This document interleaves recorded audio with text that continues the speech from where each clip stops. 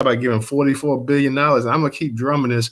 You talk about giving $44 billion to Ukraine, but you can't peel back $2 billion and give it to your own people over here in this country. You know, this is what we talk about in these spaces and stuff like that. And people getting away with this kind of nonsense. So this is what it's about. Just trying to share the information, the content. There were so many different stories. You had a bunch of people over there and a bunch of these black folks over there in the islands. When Queen Elizabeth died, you thought that it was the Virgin Mary came back resurrected.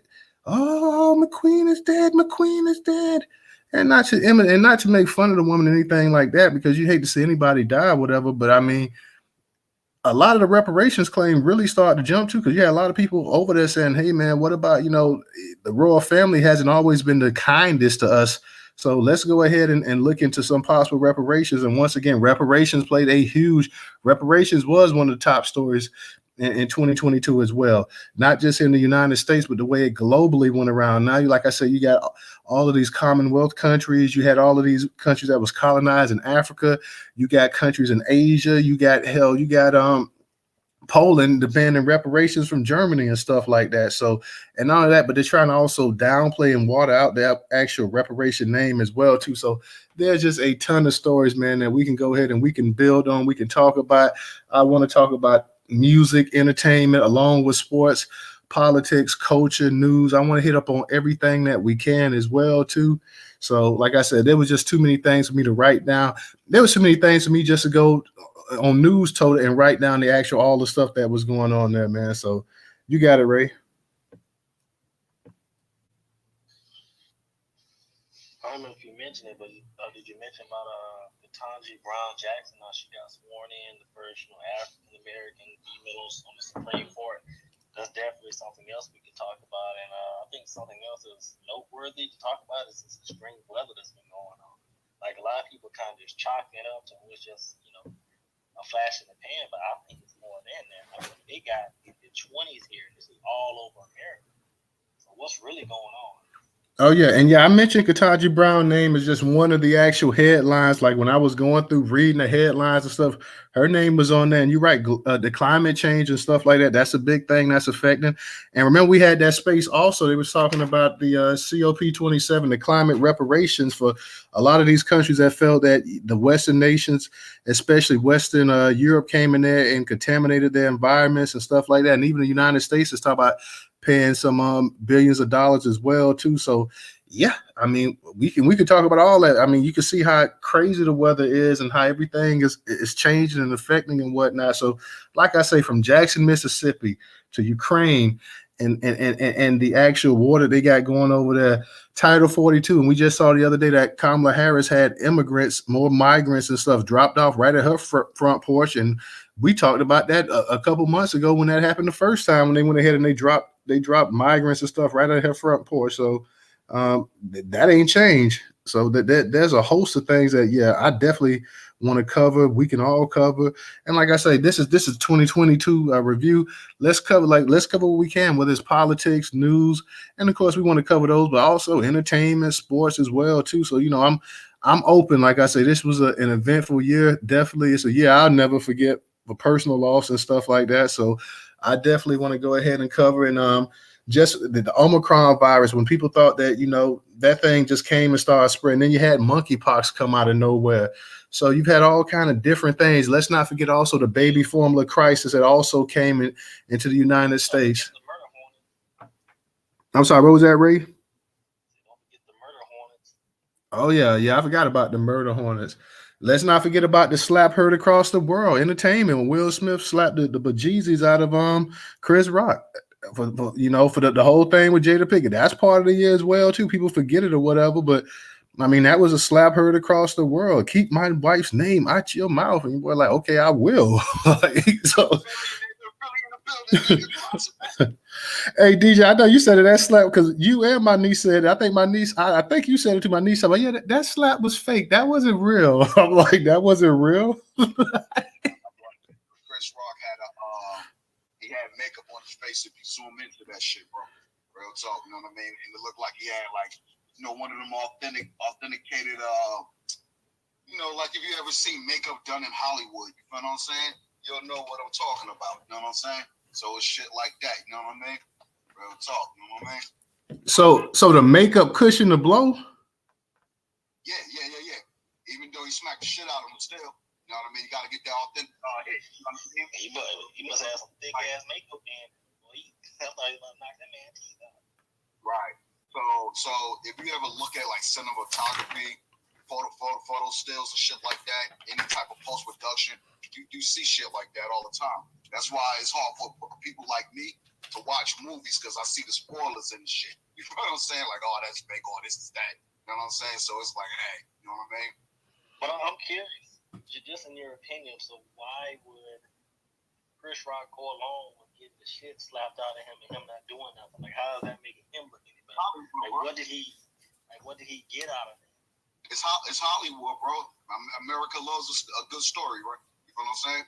So we got Hollywood in our backyard, and we just be making shit up. America, America, we go for lies and shit and denial, lies and denial and cheat and steal everything. That's what America do, bro. They said that they said when they said when that slap happened that Chris Rock, the average one of his tickets for his concert went from like $15-$20 a ticket to the average ticket cost being like $300 right after that slap. So like that slap brought Chris Rock up like big time, and he got a Netflix special, I believe, coming up as well too. Right. I think Tony Rock still want to fuck up Will though. Yeah, Tony still want to get at him, but Chris played it right. Chris played it right. He milked it for what it was, and he played it right. So also, let's give a shout out.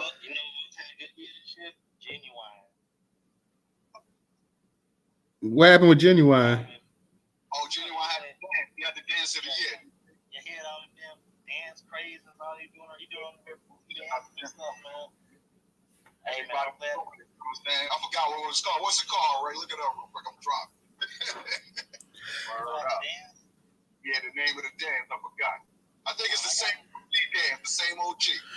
And real quick, I want to give a shout out because I know a lot of times we criticize Ben Crump, but Ben Crump did win a ruling this year where the black women whose families always put up there, and Harvard's always using the pictures of the enslaved ancestors and stuff like that. Ben Crump did win a ruling where the woman could actually sue.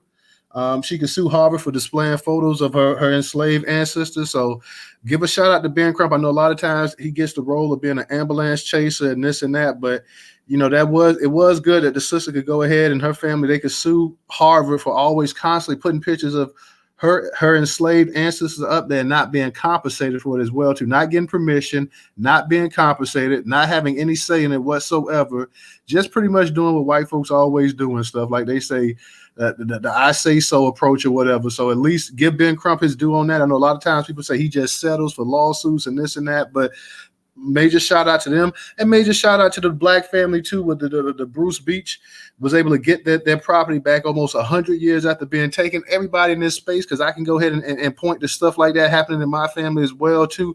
Hopefully that'll start a big wave of black people getting some property back that these white folks took and stole and just went ahead and lied and did everything else to get their hands on valuable property.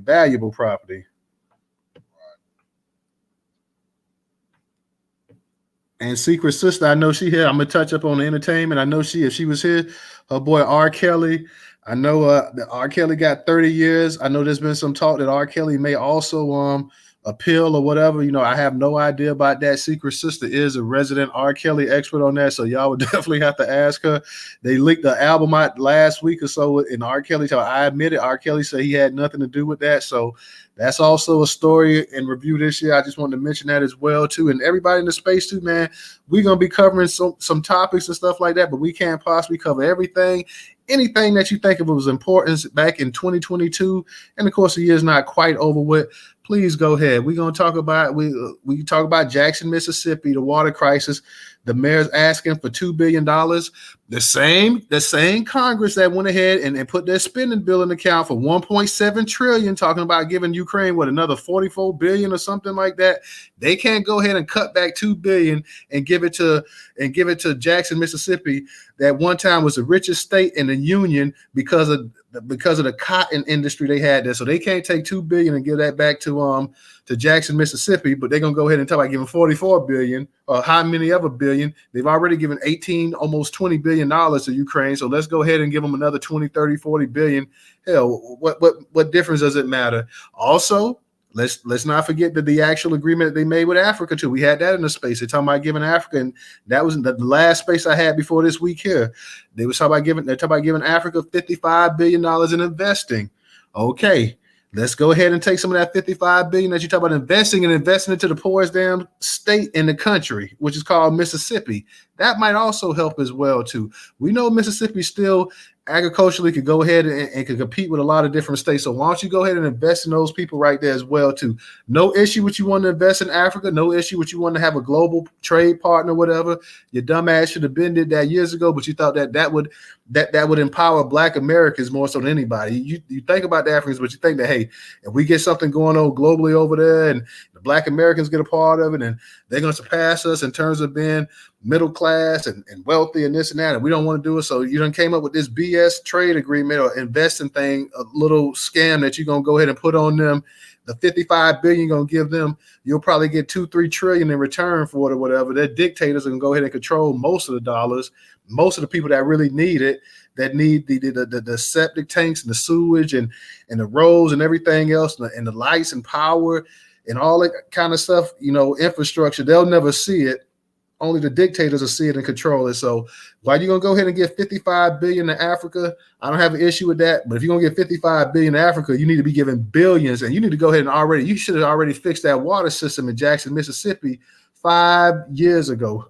So the fact of the matter that you want to take $55 billion and you want to take $40 billion and you want to give it overseas, you want to give it to Ukraine and you want to give it to Africa, go ahead and take the $2 billion that those people need to go ahead so they can drink clean water. They can take a bath without not having to worry about accidentally swallowing the water and possibly being poisoned. They don't have to constantly boil the water. They don't have to travel 20, 30 minutes over. We've been drumming this beat in the Newstoter space for months, since May, when we first started holding spaces, talking about the crisis going on in Jackson, Mississippi. Take that money and go ahead and spend it on your people as well too. No issue with you spending it globally on another country or continent, but your people first and foremost.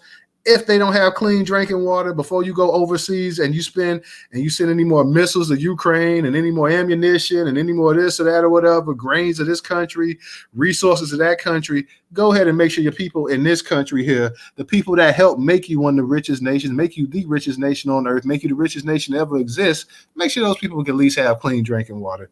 Ray, you had your hand up. Go ahead. I was just going to add the Super Bowl this year was the first time when they had all hip hop act. Had one with 50 Cent, Mary J. Blige, Eminem, Dr. Dre, Snoop Dogg, etc. Man, so that was something real big for the culture.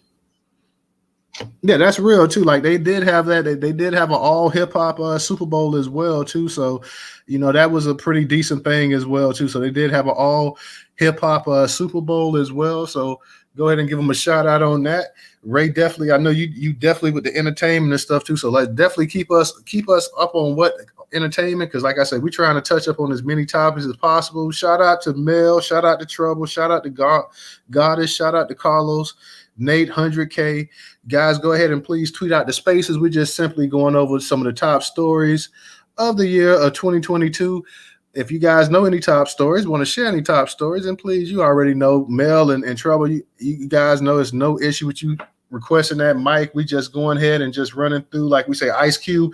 He also partnered with the NFL when he couldn't get the contract for Black America role, and the NFL did come his way and they did partner. Of course, we all know about the Brittany Griner situation. Brittany just recently got back home, so props to her. She's trying to actually get Paul Whelan out as well too. So the sister is trying to use the influence she has to try to better somebody else's life as well too. So shout out to that. We also know about The Woman King. That was released. We had a space on that. That was a good space. A lot of our people said they weren't going to see The Woman King, and damn, The Woman King came out. It came out and it was like at, you could actually stream it pretty quick. Like, it didn't stay at the movies all that long. I know it's supposed to be critically acclaimed and all this other stuff, but The Woman King didn't stay out no time.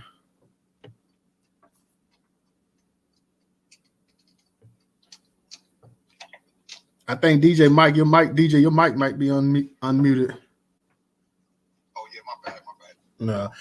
Also, peace and respect to Tupac Shakur's stepfather, Matulo Shakur. He has been released. Black Panther Matulo, he's battling cancer, I believe. He's terminally ill. So peace to that brother that they finally let him out. Thank God for that. We're definitely glad to have him. We also talked earlier too, and speaking of entertainment, remember we talked about the Little Mermaid and the backlash that the girl Haley Bailey got for playing that, and we had a space on that as well too. And you had all kind of negative, nasty memes and talking about Ariel shouldn't be played by a black woman and this and that. They had Newport packs and 40 ounces and everything else in these memes. And you even had Facebook groups get started because it was so outrageous that a black girl was dressed up as a mermaid. So that pissed a lot of people off as well too. The rappers who died in 2022, I'm gonna just real quick. We had Snooty Wild Gunu, I think that's his name. We had DJ K Sly, of course he's a DJ. Lil Key, Trouble, Jada Youngin, there's a Pat Stay, PNB Rock, Coolio, rest in peace to him. Coolio died as well. Takeoff and Big Scar. So once again, with the exception of DJ K Sly and Coolio, most of the other rappers who died, most of them were either by shooting or stabbing. So we hope as we go into 2023, we can kind of get away from some of that. We did spaces on that as well, talking about the number of rappers who have been killed over the years, and it is a high number, a high number. Of course, a lot of y'all know about the Democrats' midterm. The Democrats were pretty much able to survive. Everybody thought they were going to get uprooted, but they kind of held on to the surprise of a lot of people. One of the biggest races was between Herschel Walker, Raphael Warnock, and you had the runoff. And of course, Herschel, he was able to go ahead and put up a decent fight. But in the end, Raphael Warnock was able to take it and remain senator of Georgia. You had Stacey Abrams once again run for governor, and she lost again.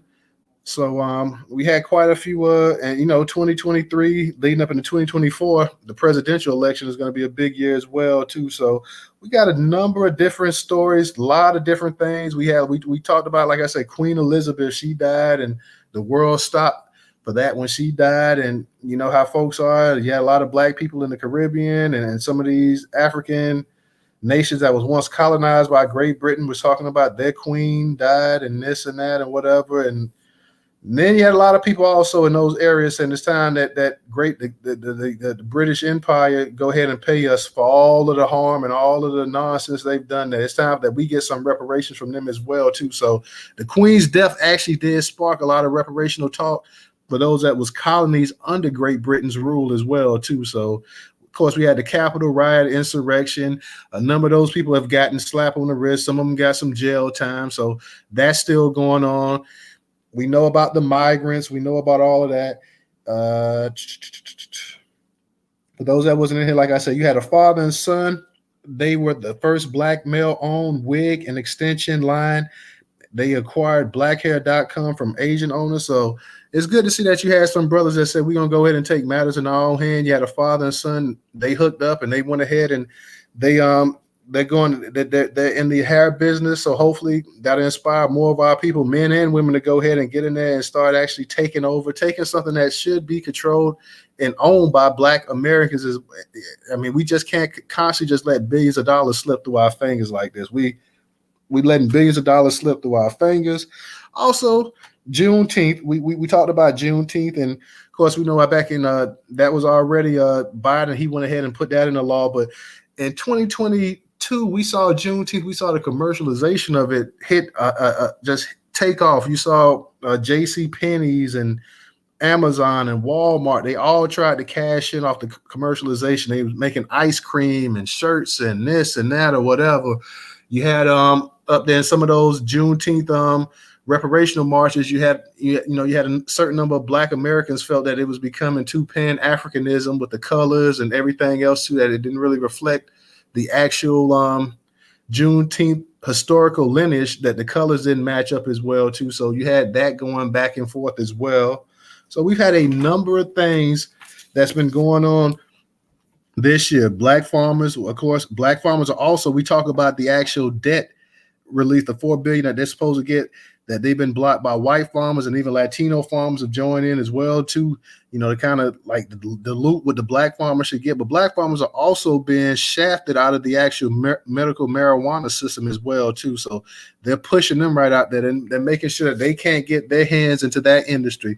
It's crazy that an industry that for the longest targeted black men as dealers and this and that or whatever. Now all of the licenses are all white on, like pretty much it's pretty much white control. The white folks are running the medical marijuana system. And if you're a black person, like I think I read somewhere, you had black people fighting for one license or something like that, trying to get one license. So that's pretty much you already, when they went ahead, and it's like when they legalize certain things, they legalize it, but they already have the door closed to it. They sit behind these closed doors. They talk about legalizing this and that or whatever, but they already have everything, the parameters set up where they're going to be in total control of it. And it's only going to be so small amount of anything that you can really grasp to get a hold to. So been plenty things going on. DJ, what's going on? You still out there on the street?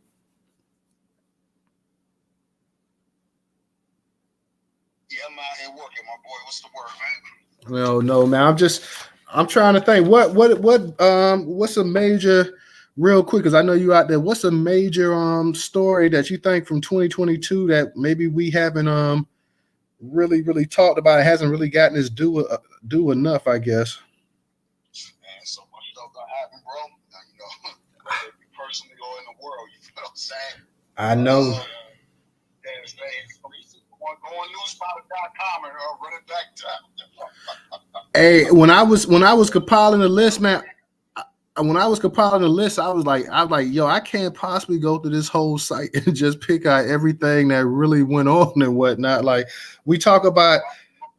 Yeah, just in the last month or two alone, we'll be here talking about it forever. Yeah, like we forget about Jalen Walker and the amount of times that brother was shot. Shaquilla Robinson, we know that the whole thing that went down in Mexico, that's something as well too. Atiana Jefferson, the incident with her when she was killed sitting up in her place playing a video game with her nephew, and the cops coming in, they murder her in her own place. That's becoming that's becoming way too common right now. People sitting up in the house, and not only that, like black women. It's one thing they're shooting black men down left and right. Now they coming breaking into people's houses, shooting black women down left and right as well too. So there is a ton of things, like I say, man, that we've been just trying to cover. Roe versus Wade, the abortion, them overturning that. Oh my God! Like it's like I when they overturn Roe versus Wade, and they just start talking about how it's going to impact black women more than anybody else, and how I didn't really understand how. And maybe some of the sisters, you guys can help me with that trouble, Goddess, Mel. But the main thing they kept saying was that by overturning abortion, that black women were going to suffer the most, that it was going to hurt black women's health more. And I just was like amazed, because I'm saying, well, wait a minute, black women suffer a higher mortality rate with maternal and all that other stuff. Like, how is I'm trying to figure out how is that going to really help black women when black women are dying from giving birth and stuff more than any other group. So how is abortion really helping your health? I don't understand. I know you have a certain amount of sisters that say, well, you have the Planned Parenthood and they provide vitamins and WIC and this and that and all this other kind of stuff here, but I never really saw the correlation of how abortion was going to really help black women's health. Like and maybe I'm missing something here, but I just don't see how, and that women have a right to do what they want to do. It's their body. They're going to do what they want to do. I don't really agree with it. I don't think that killing babies and stuff is really a positive impact on the black community. I think that the amount of black children that's been aborted since the 70s would have made a real impact in what we're trying to do. Our numbers will be stronger, more significant. I know people might argue with that, but I just don't really see that.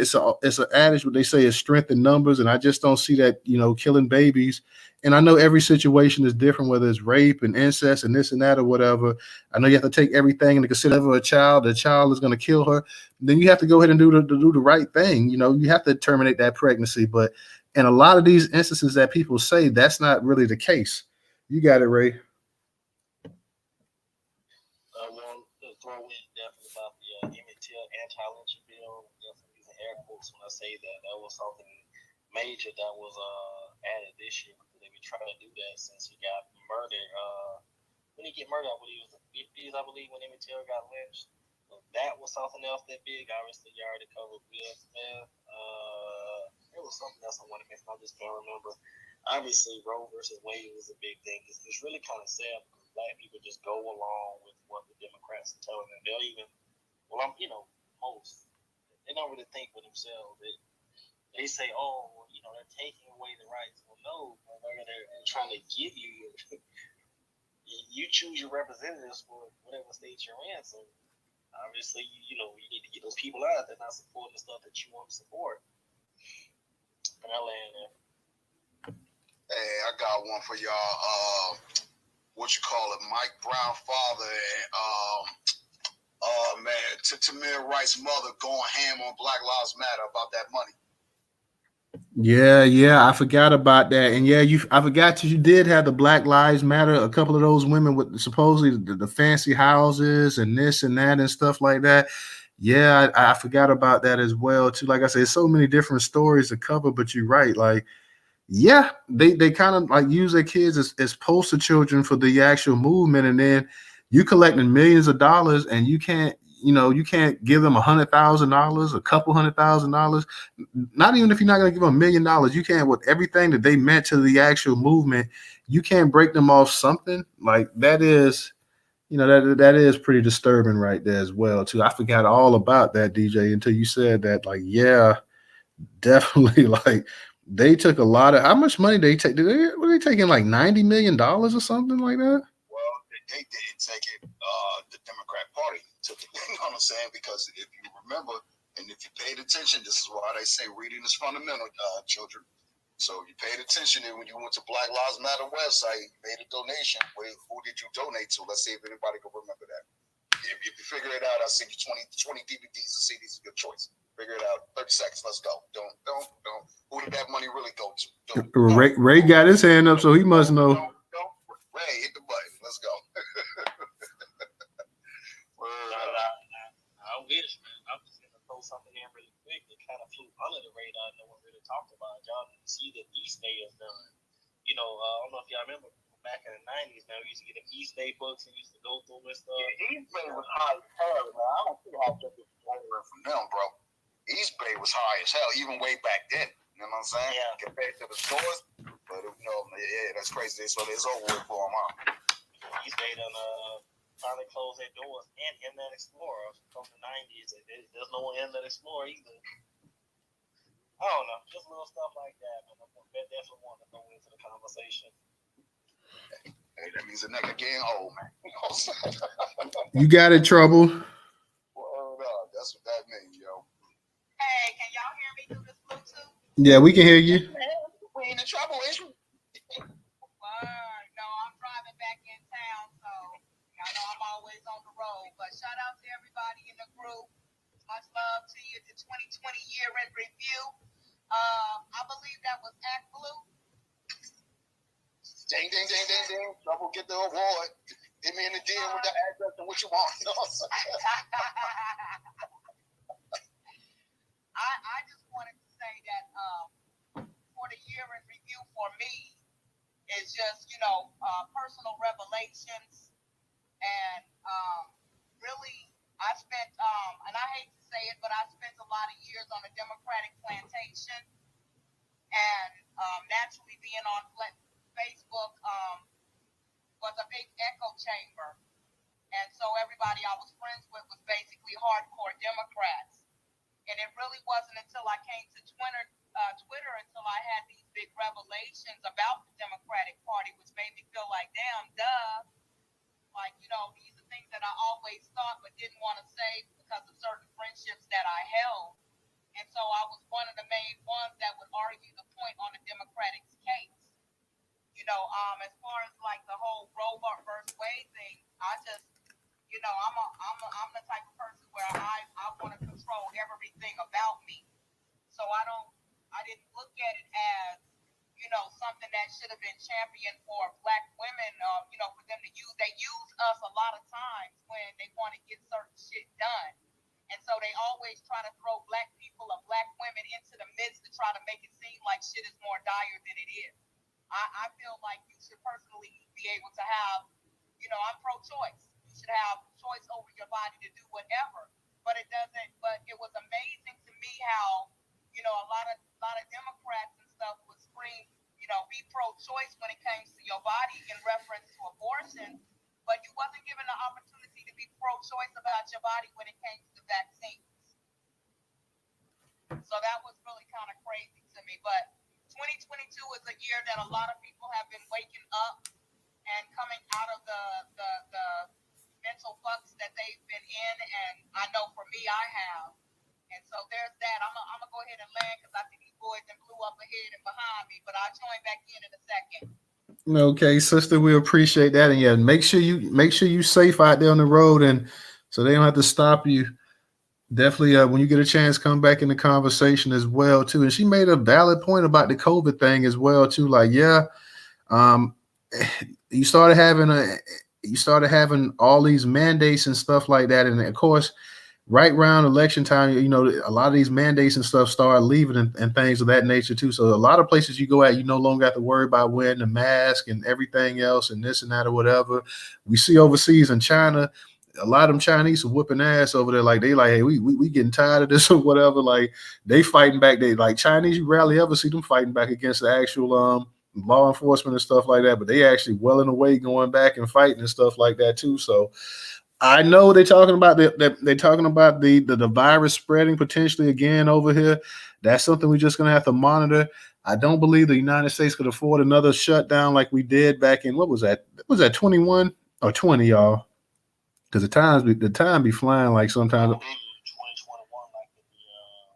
like around March, I want to say, if I remember right. Yeah, 20. It had to be 2020. So yeah, I don't know if you can afford another shutdown like that as well too, but we will see. We will definitely keep our eyes on it. Like they didn't give a lot of people, like depending on what the federal government, I believe too, they told you straight up you had to get a vaccination. Like now you and other places you worked at, you didn't have to. But I think if you had a federal job, correct me if I'm wrong, I believe Biden was one of the ones that pushed it. I believe that you had to get vaccinated. No, I worked for the federal government as a firefighter. We fought that thing tooth and nail. It even came down to the point where they were doing weekly COVID tests, so having to stick that swab of our nose. We were doing it weekly, and we fought it like hell. So no, they never could mandate it, but they definitely try to make it difficult on us as possible.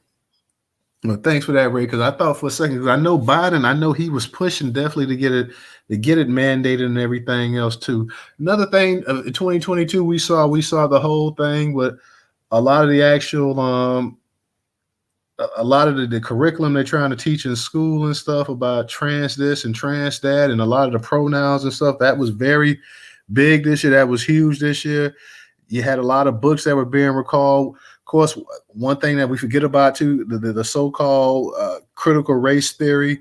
And to me, there's no critical race theory. You just teaching American history, and a part of American history is, the way Black Americans was treated in this country. Now, you want to go ahead and label that and say all you're doing is teaching history. You're just teaching the facts of what went on. When you start labeling and stuff like that because you don't want it to hurt white kids' ears and this and that, you're doing them a disservice as well too. So we had the critical race theory. We had the whole thing with the pronouns and all of this stuff that was going on. And then we could see at some of these award shows and stuff like that, it was just really, really over the top. You see a bunch of Black men wearing dresses and got pocketbooks and everything else or whatever. So a whole lot of different things was going on in 2022. Just if we're going to be real about it, man, like stuff that I never would have imagined seeing 20 years ago.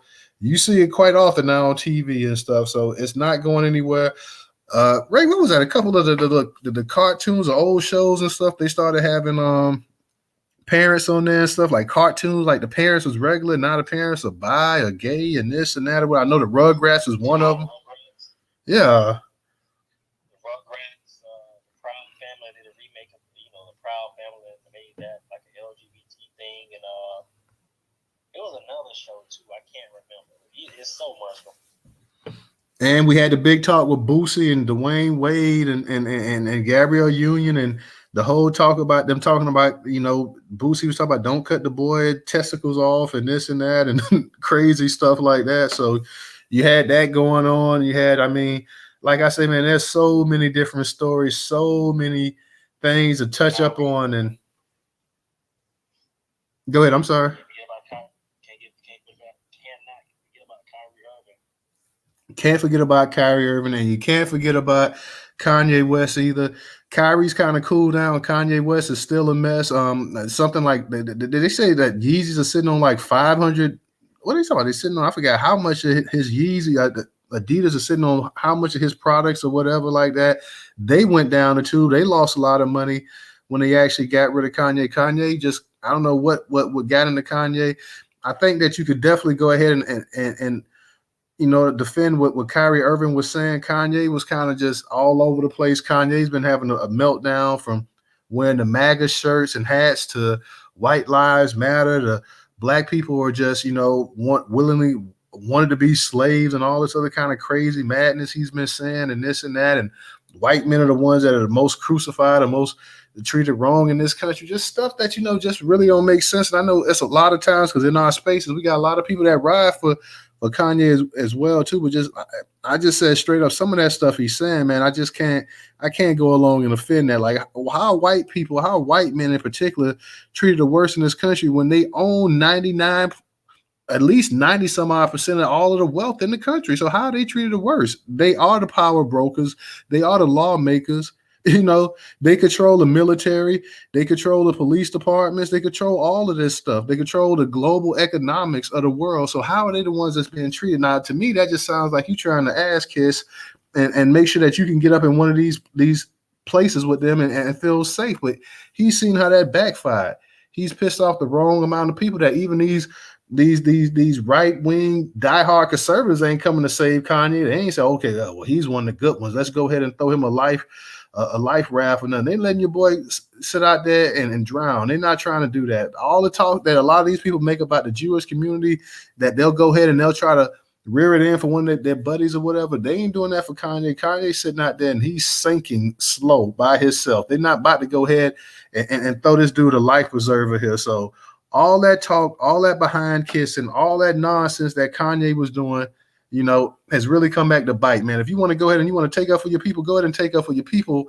Or if you want to take up for somebody, but don't do it at the expense of black people. Like black people aren't keeping the Jewish community down. Black people aren't, and you got Charles Barkley too talking about the stuff that we're the most homophobic group and this and that or whatever. Like you can always get a black celebrity quick to get on TV and start selling you out and just talking nonsense and stuff like that. And that's what they do whenever they want to prove a point or whatever. They'll put a black celebrity up there because they know that, and it's a certain black celebrity too. Charles Barkley, that certain type of black celebrity that a lot of white people feel comfortable around with. They'll sit up here and talk about he's no nonsense and Charles don't make excuses. He don't play the race card and this and that or whatever. And Charles will sit up there and he'll throw every black person underneath the bus whenever he gets a chance. But people will give him credit. Like black people say, well, he did donate $1 million to HBCU school and this and that or whatever. So then everything else he says kind of gets lost in the mix there. Go ahead, Trouble. You got it. We also had the whole Tiffany Cross debacle. Let's not forget about that. Oh yeah. And the thing about it is, this has also been a year where I think we've been a little bit more assertive when it comes to these selected so-called blacks that the white media selects to speak for us. We've been kind of good about calling them out. And I hope a lot of them have been put on notice this year that when you lose the respect of the black community, when these white folks come after you, you don't have that protection. You got to stop coming out against us because they should realize that they lose their cushion. We are their cushion. We're their protection. we fight for them. Whether we can help you keep your job or not is a whole other thing. But when you lose our respect, you lose a whole lot when that white media fling you out there on your ass like they did Tiffany Cross.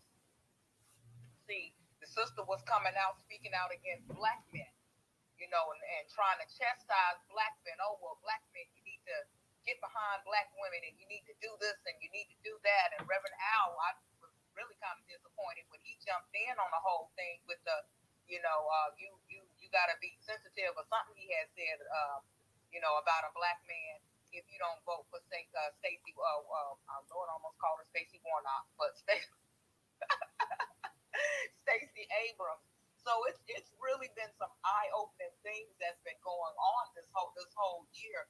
But there's been a lot of checks going on, and I could appreciate that, seeing that a lot of the black community had come together and start to realize really what's been going on. Because I liked Tiffany when she first came on, but like I said, throughout this whole year, it's really been some revelations and things have really been being revealed. So there was that.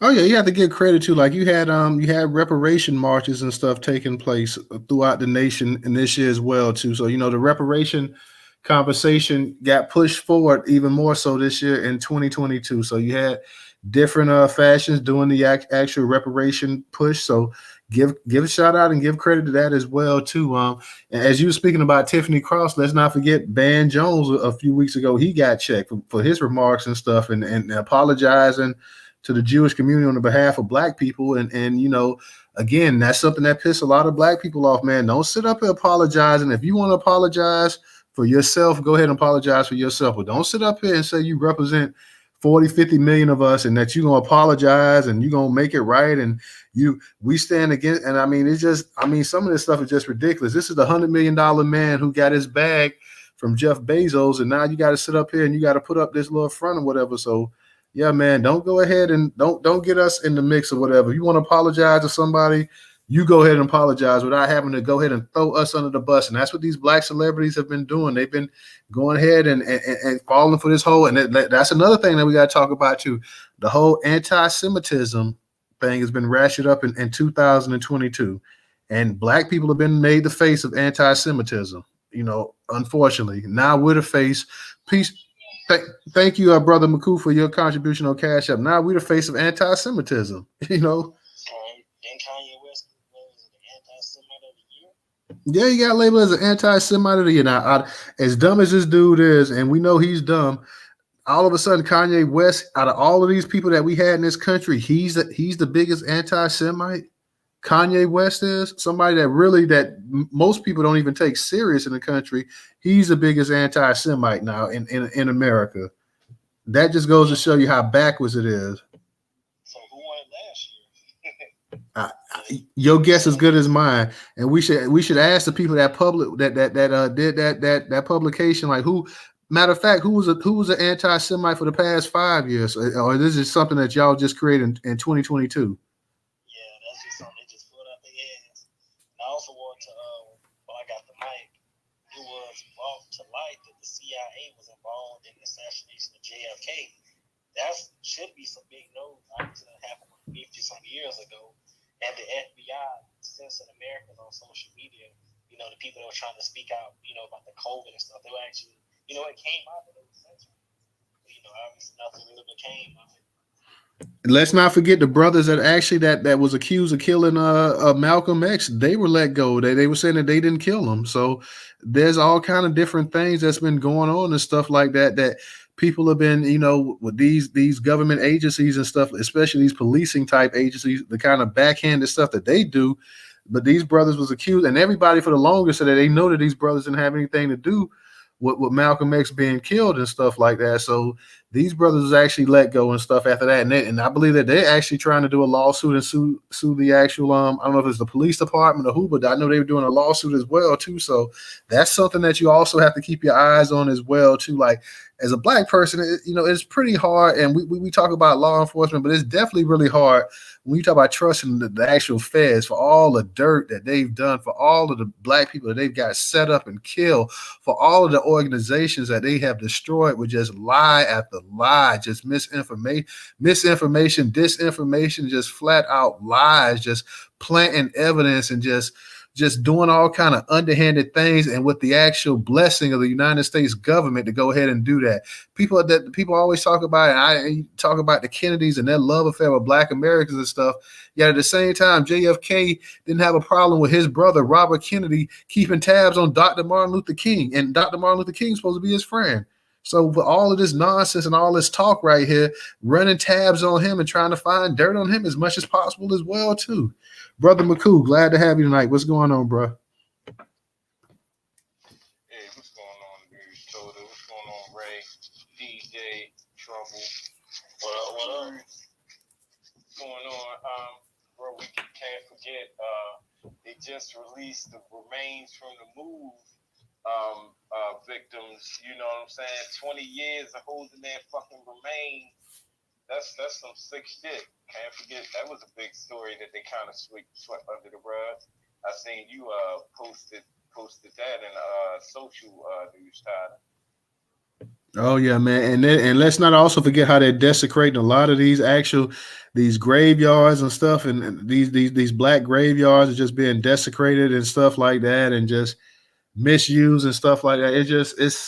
It's pretty disheartening that a lot of the places where our ancestors are buried at, their peace is being disrupted, just to put it mildly.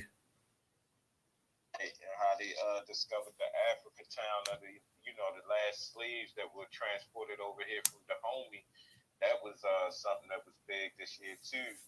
That they was trying to bringing out of the Woman King and all that crap. Has anybody seen the Woman King? Because I saw, like I told everybody in the space, like it didn't stay at the movie theaters long. Like I saw it, and somebody gave me a site or whatever to check out some of the new releases and stuff, and it was out pretty quick, man. The Woman King was out pretty quick, and I'm trying to think too. Is Black Panther 2? Is it already out? Is it already home or whatever as well? Well, to answer your question, I haven't seen it, man. They're trying to take that history and remix it. So I was like, you know what? They just gonna be out here just telling lies for the purpose of selling tickets, man. I'm not down with that. The thing is, Rado, you have a lot of black people in the black community that split on the Woman King too, because you got a lot of black people that feel like you feel, then you got you have almost half of them feel like, hey, this is an inspirational movie. It shows a courage and the heart and the valor of black women. It's a great story. It's historical and this and that. So it's like with anything else with black people, it's a major split because you have a lot of black people that feel like, hey, this movie is worthy of Oscar nomination. It deserves. I'm sure. Watch when the NAACP Image Awards come up, and it'll be next year. See if this movie don't kick ass at the actual Image Awards. See if it don't rack up. I don't think it made back the money that was put into the film. To be honest, yeah, that's what I said. It wasn't. Yeah, just wait. They got a woman king. Wait till they put out the man queen, and then they're gonna be shameless and not going to go see something else like that. That's what I'm waiting to see, the Man Queen movie. You know what I'm saying? I know they're gonna come up with some flick shit like that, and I'm gonna tell you, as soon as they come up with it. But this is a fine example of the people who control the printed page controls the thinking of the age. You know what I'm saying? Something that Ray said was real profound. You got these half of the people that's just uneducated and don't want to be.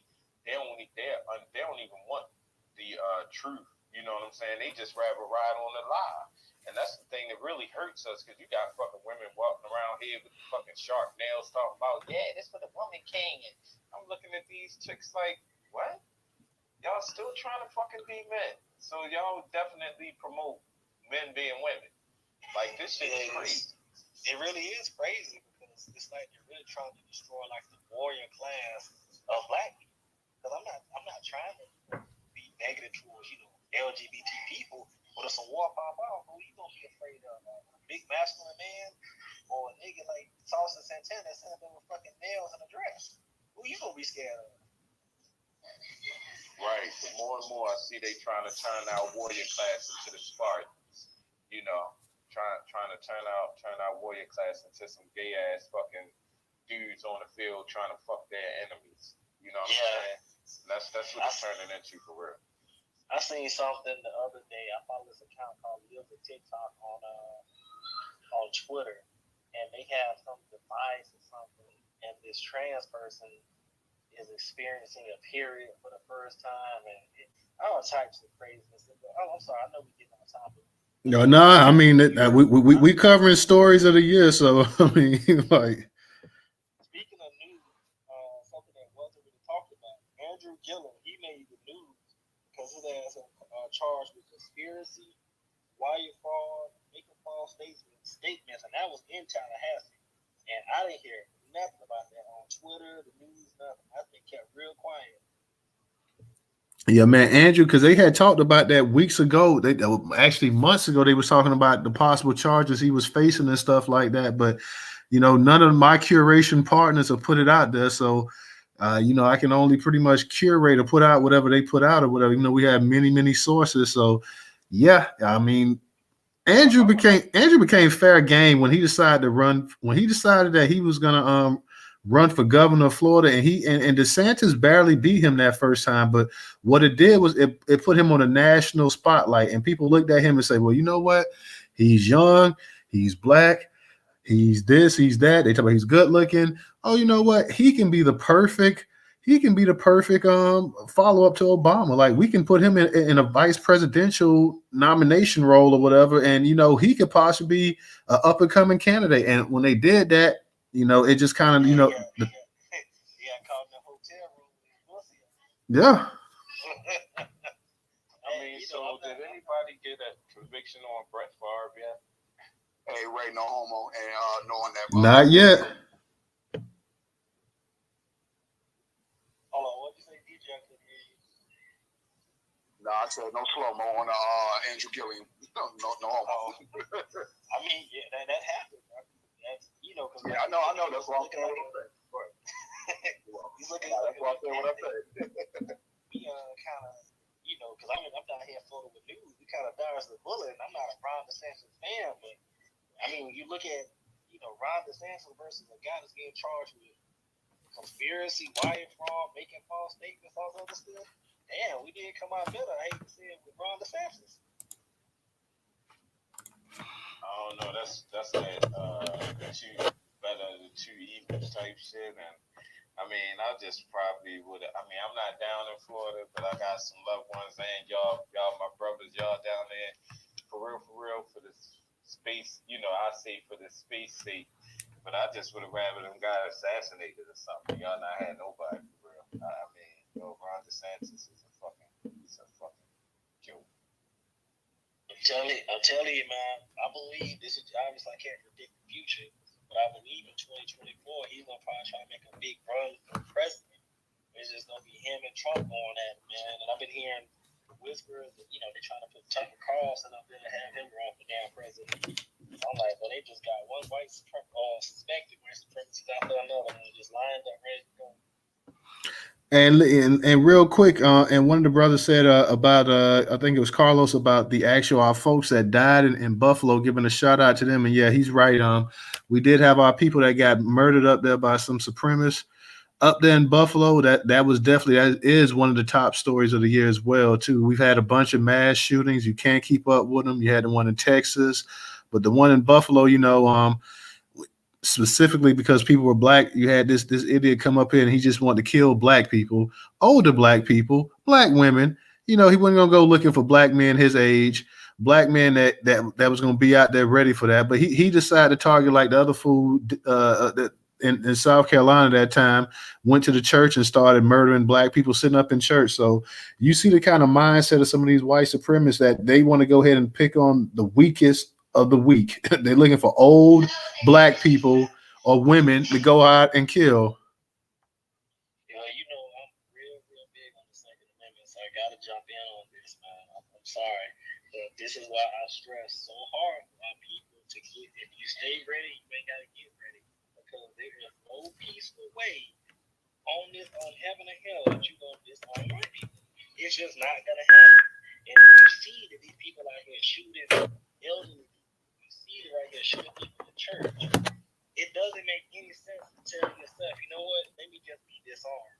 Because you being disarmed is not going to make that criminal, he's still going to be a criminal. He's still going to be criminal shit.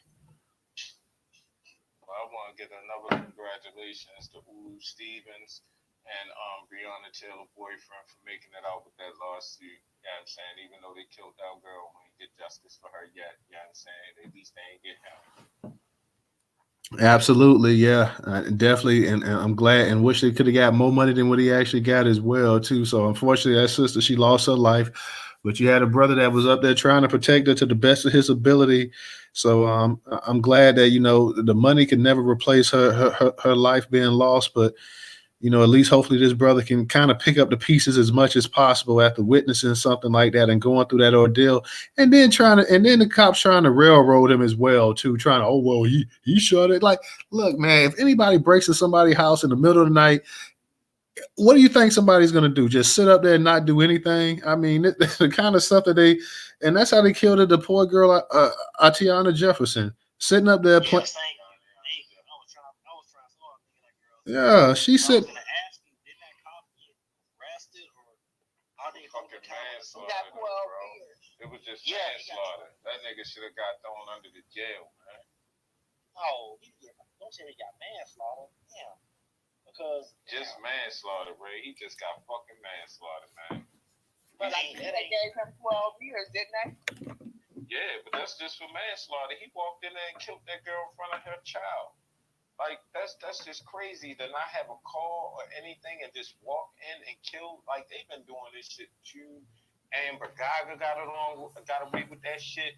Now this motherfucker, like, too many of these motherfucking white supremacists getting away with just killing us for no reason. Hey, you're talking about Tatiana Jefferson. Don't forget the cop shot her through the door, bro. You see what I'm saying?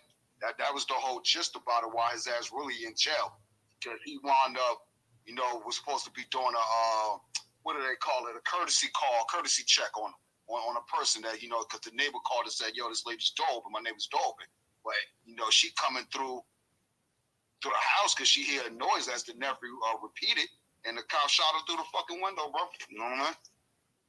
I was going to say this, brother. I hate to say this, but hold on, let me choose my words carefully. The reason why that cop, Amber Geiger, got such a light sentence is because I believe it was the brother, Bokum John, was up at the damn courthouse begging the doggone girl that killed her brother for a damn hug. I'm like, can I just hug you? Like, because I don't know. I'm just thinking. I'm trying to think how they think. Well, damn, if the family is it's easy, right? It's easy, right? All you gotta do is be a Christian. That's all. They'll turn the other cheek when I smack the fuck when I Will Smith you. Turn the other cheek and make sure you forgive me. You know what I'm saying? Because that's all you really gotta do. Right? I don't know. That's people dead that religion. That sounds like a religious servitude. I'm not trying to disrespect anybody, but I just can't get down with that. Well, they unfortunately tether gang, and that's how indoctrinated a lot of black, diaspora is. Like who be saying that Newstoter brother Volvo. A lot of these Africans, man, they got big ass white statues of Jesus and shit. Go down in the Caribbean, Brazil, and all that other stuff. It's the same shit, bro.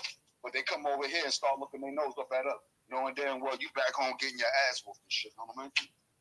Hey, yo, what y'all think about like a fucking like COVID violation? Like the girl, that motherfucking white supremacist in the stadium getting in that black boy face. When she was all in his face, like she was in this personal space. Like we should start smacking these motherfuckers and then saying some shit like, "Oh, you talking about COVID?" Right. Patriots game. Yeah, I agree. Like she could have had COVID, trying to give it to me, man. I smacked the fuck out of her because she could have been giving me COVID.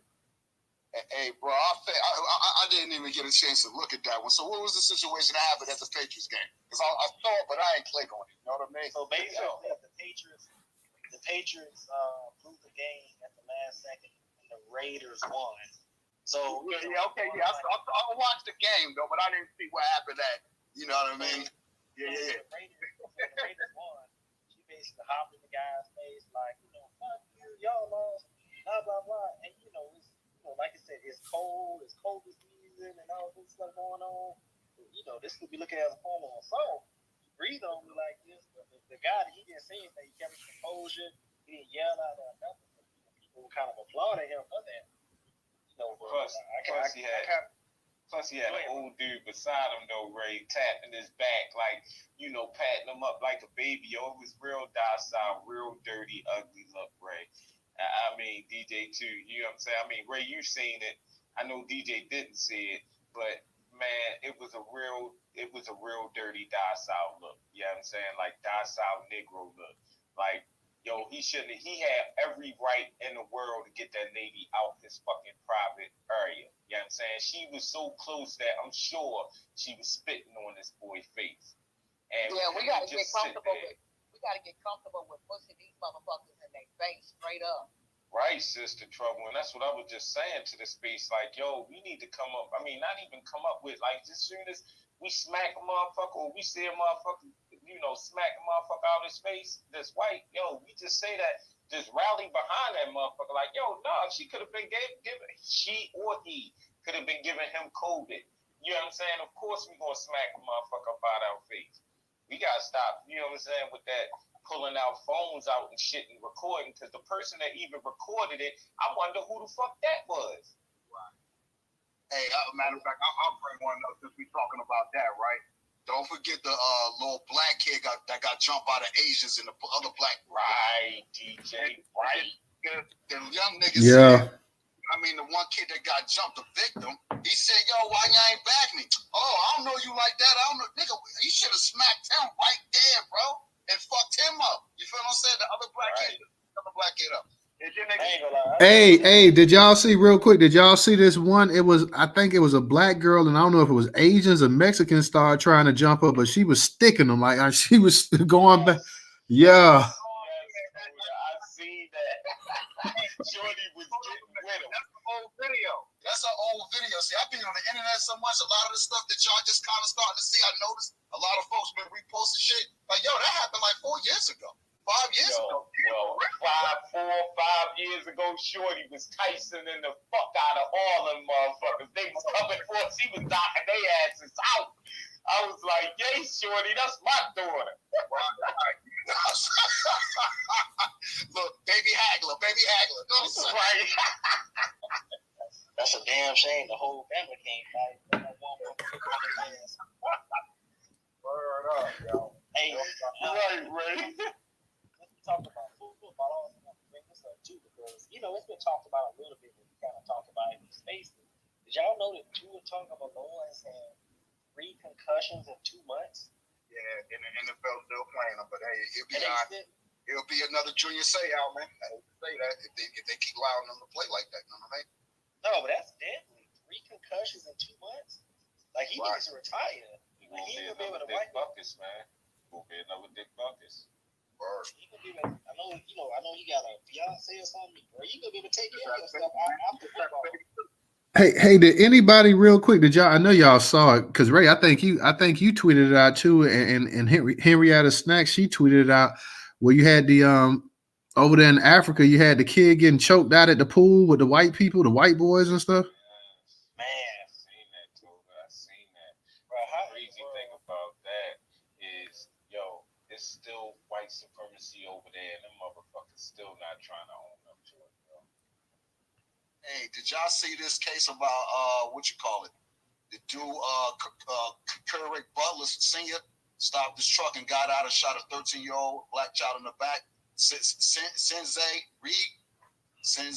Yeah. I saw that post too.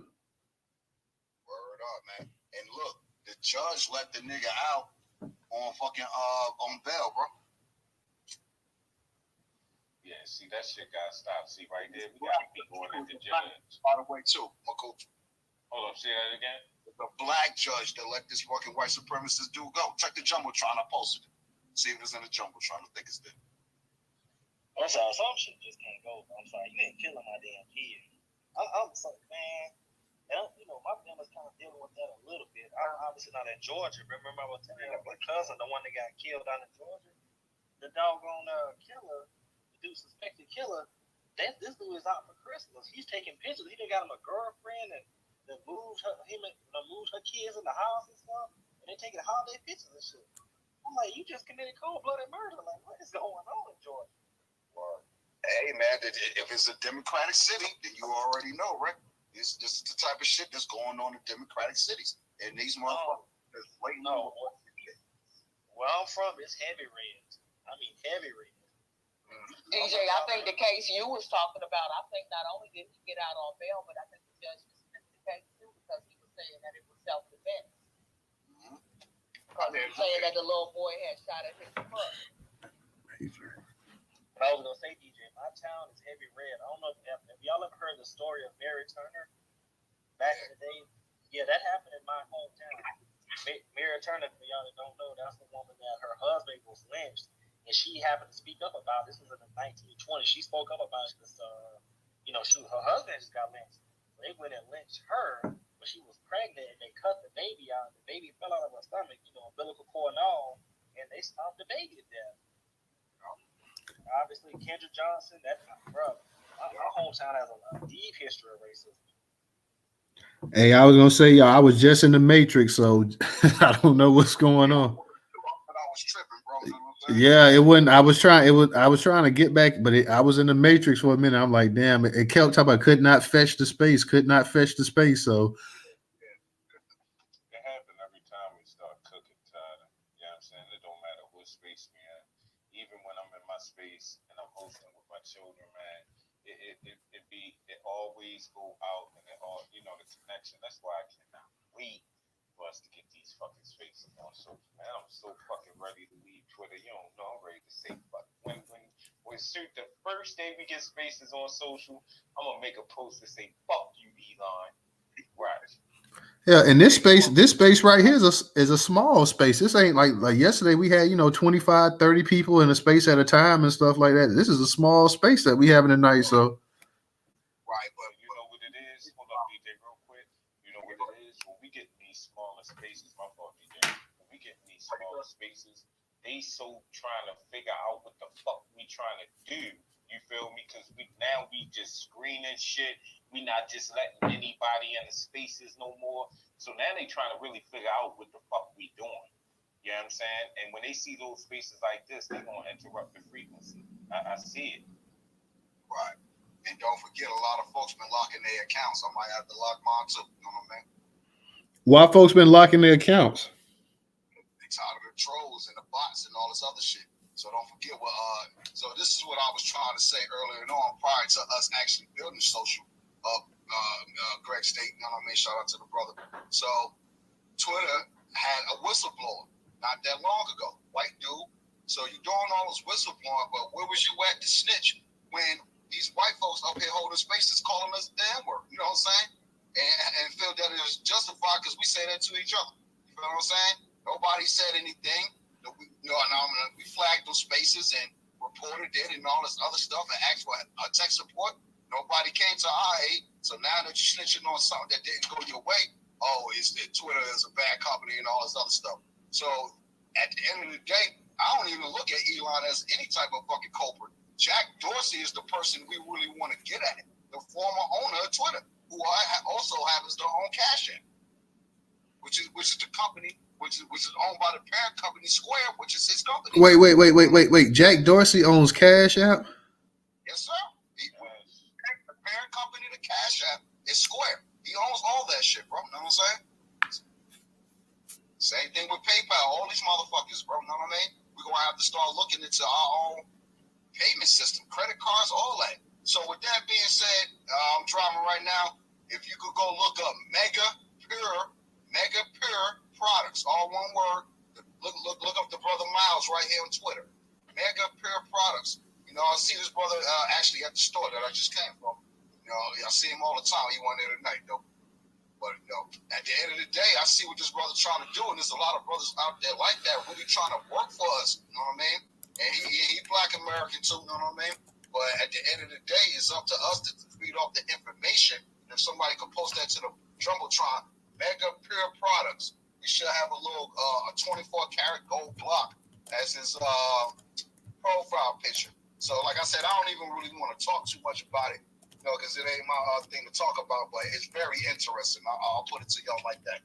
And y'all might want to look at it to investments on that. You know what I mean?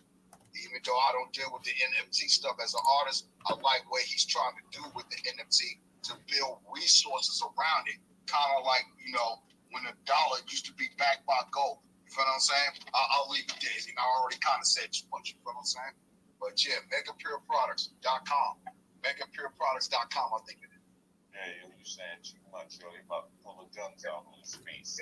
Real quick, y'all, I want to ask y'all, what's y'all opinion? And this is one of the top stories politically of the entire 2022 year. What do you guys feel about the impact that Ketanji Brown Jackson is going to make with Black Americans being the first Black female in the actual Supreme Court as a Supreme Court justice? She's just the same thing when we talk about her Herschel Walker. They're just basically she's there doing the same thing. She's been in. How many stories have y'all heard about her? I haven't heard anything. I think that she's just now coming in into her to able to start carrying these cases. It took a while for, once you get in there, you don't just jump into these cases. They eat you in or whatnot. So I think, to be honest with you, time will only tell. I had a major issue with her when they were asking her to identify. Because Trouble, I'm sure if I asked you, I say, Trouble, let me know what is a woman. I'm sure you're not gonna have to go from here to third base, and you're gonna. I know just from what I know of you on Twitter, you're gonna be direct with it. I mean, it's not gonna be any. Be direct with it on Twitter because I'm a regular person. But when it comes to her, especially as a Black woman trying to get into the position she was trying to get into, I believe it's a little bit more nuanced. I'm pretty sure she wanted to get up there and say exactly what it was the woman was. But being that the Democrats were the one who was championing her coming in, and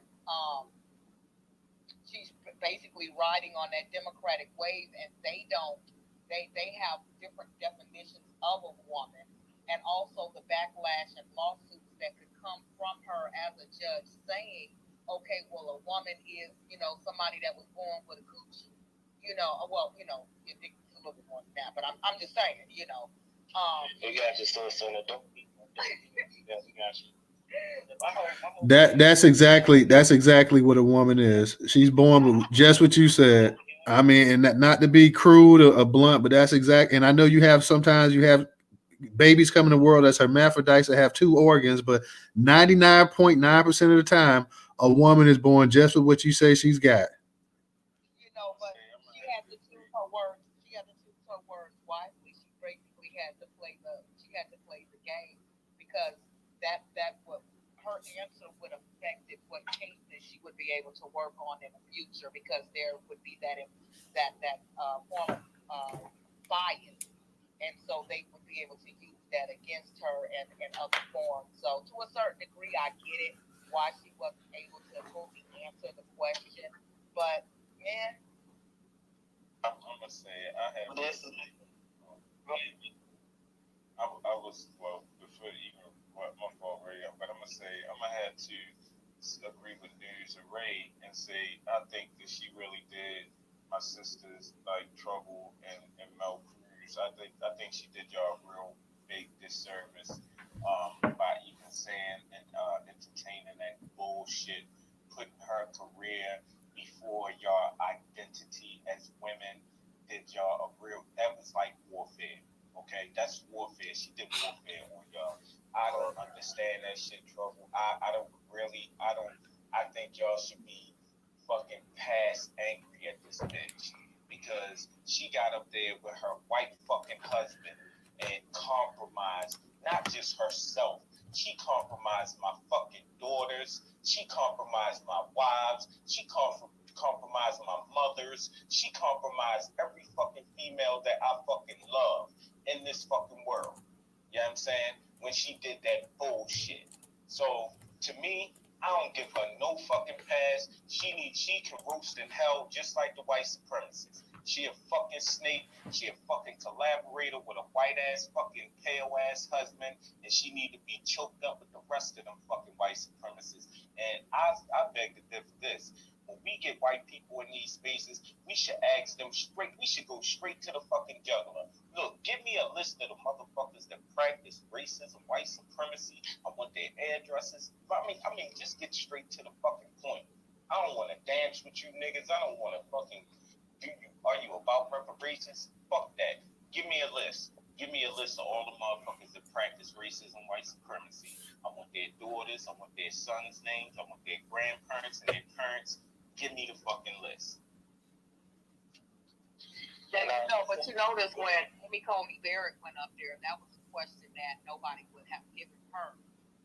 So they put the sister, dead smack there. A person like me, I would be able to tell you exactly what it was and let the chips fall where it may. But you have these sisters that are married to these effeminate white men, and so their loyalties and their perspective of what it is they can want to say is different. But I just want to add this too, because the whole time that Ketanji Jackson was running for that seat, the whole thing about it was saying, hey, this is a black woman. This is a black woman. Only for her to get up there and they ask her, what is a black woman? I don't know her. What is a woman? Come on, man. I get it, though. I do. I kind of understand why your point on that. But I definitely, I got to side with her at the same time because she really did sell us out. I agree with Brother Maku. I agree with Brother Maku too. I just sometimes, and I hate to even be in that place, but excuse me. Because I know we should be far beyond that wait and see period of let's wait and see what a motherfucker do. We want our people to come straight out and be about their people in A, B, and C. But we also got to remember when they're championing somebody and trying to bring them in as, oh, well, it'll be the first black woman. Oh, well, look, this is a black woman, a black woman, a black woman. Okay, that's what y'all are saying. How does she view herself? Does she cringe at the thought of being called a black woman?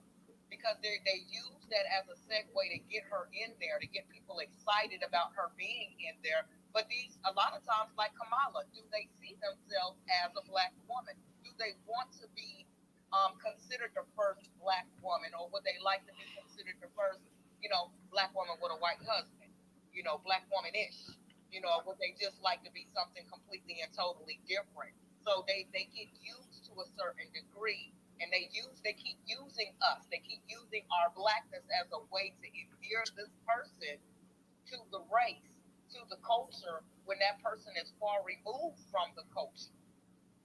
And let me piggyback off of what you said real quick, Trouble, because I understand exactly what you're saying. I understand what Ray and Brother McCoo, because I'm definitely in agreement with Brother McCoo. And when you said what a woman has, that's what I consider a woman. Like I say, I know there's going to be some things in nature that you can't explain that happens at times, but let's be for real. 99.9% of women born are going to have what you just said, but let me just, and this is what people got upset, a few months ago when you had Jason Black and he gave the explanation of what B1 is, black first, and everybody, oh, well, that's Pan-African. This is exactly what he means about black first. The fact that she lets a party sit up here and tell her what an actual woman is, that she has to toe the party line. She has to be a Democrat first, and then she has to be a black person second. No, she has to be a Democrat first, then she has to be a black woman second, then she has to be a black person third. Instead of getting up there like the women I was raised around and stuff, and sitting up there and say, yeah, I'm a woman. And that's what you think a woman is. A woman, I was born with this, I was born a certain way, a woman's born a certain way, a man's born a certain way. But she couldn't piss off the people in her party. She couldn't, and these people that came up with, the Democrats and came up with this just ridiculous nonsense in the past 50 years. They completely changed everything, what a man is, what a woman is, and this and that. And if you disagree with this nonsense, then you're some kind of bigot, And she sat right up there and went along with that nonsense instead of saying, and she could have worded person like, in my personal opinion, and the way I grew up, a woman is this or that, whatever.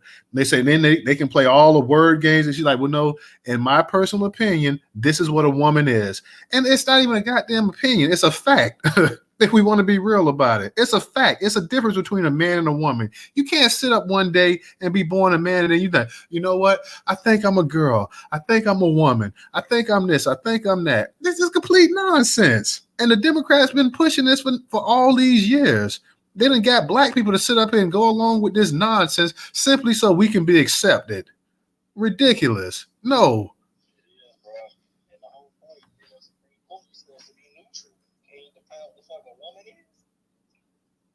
is. You can't sit up here. Now you got women that used to be men and stuff like that. They go ahead and they perform some surgery or whatever, and then you got people up here talking about, whoa, this is the first man to ever have a period and stuff like. Stop it. No man on earth can have a period. No man that was born a man, period, on this planet can have a period. That's nonsense.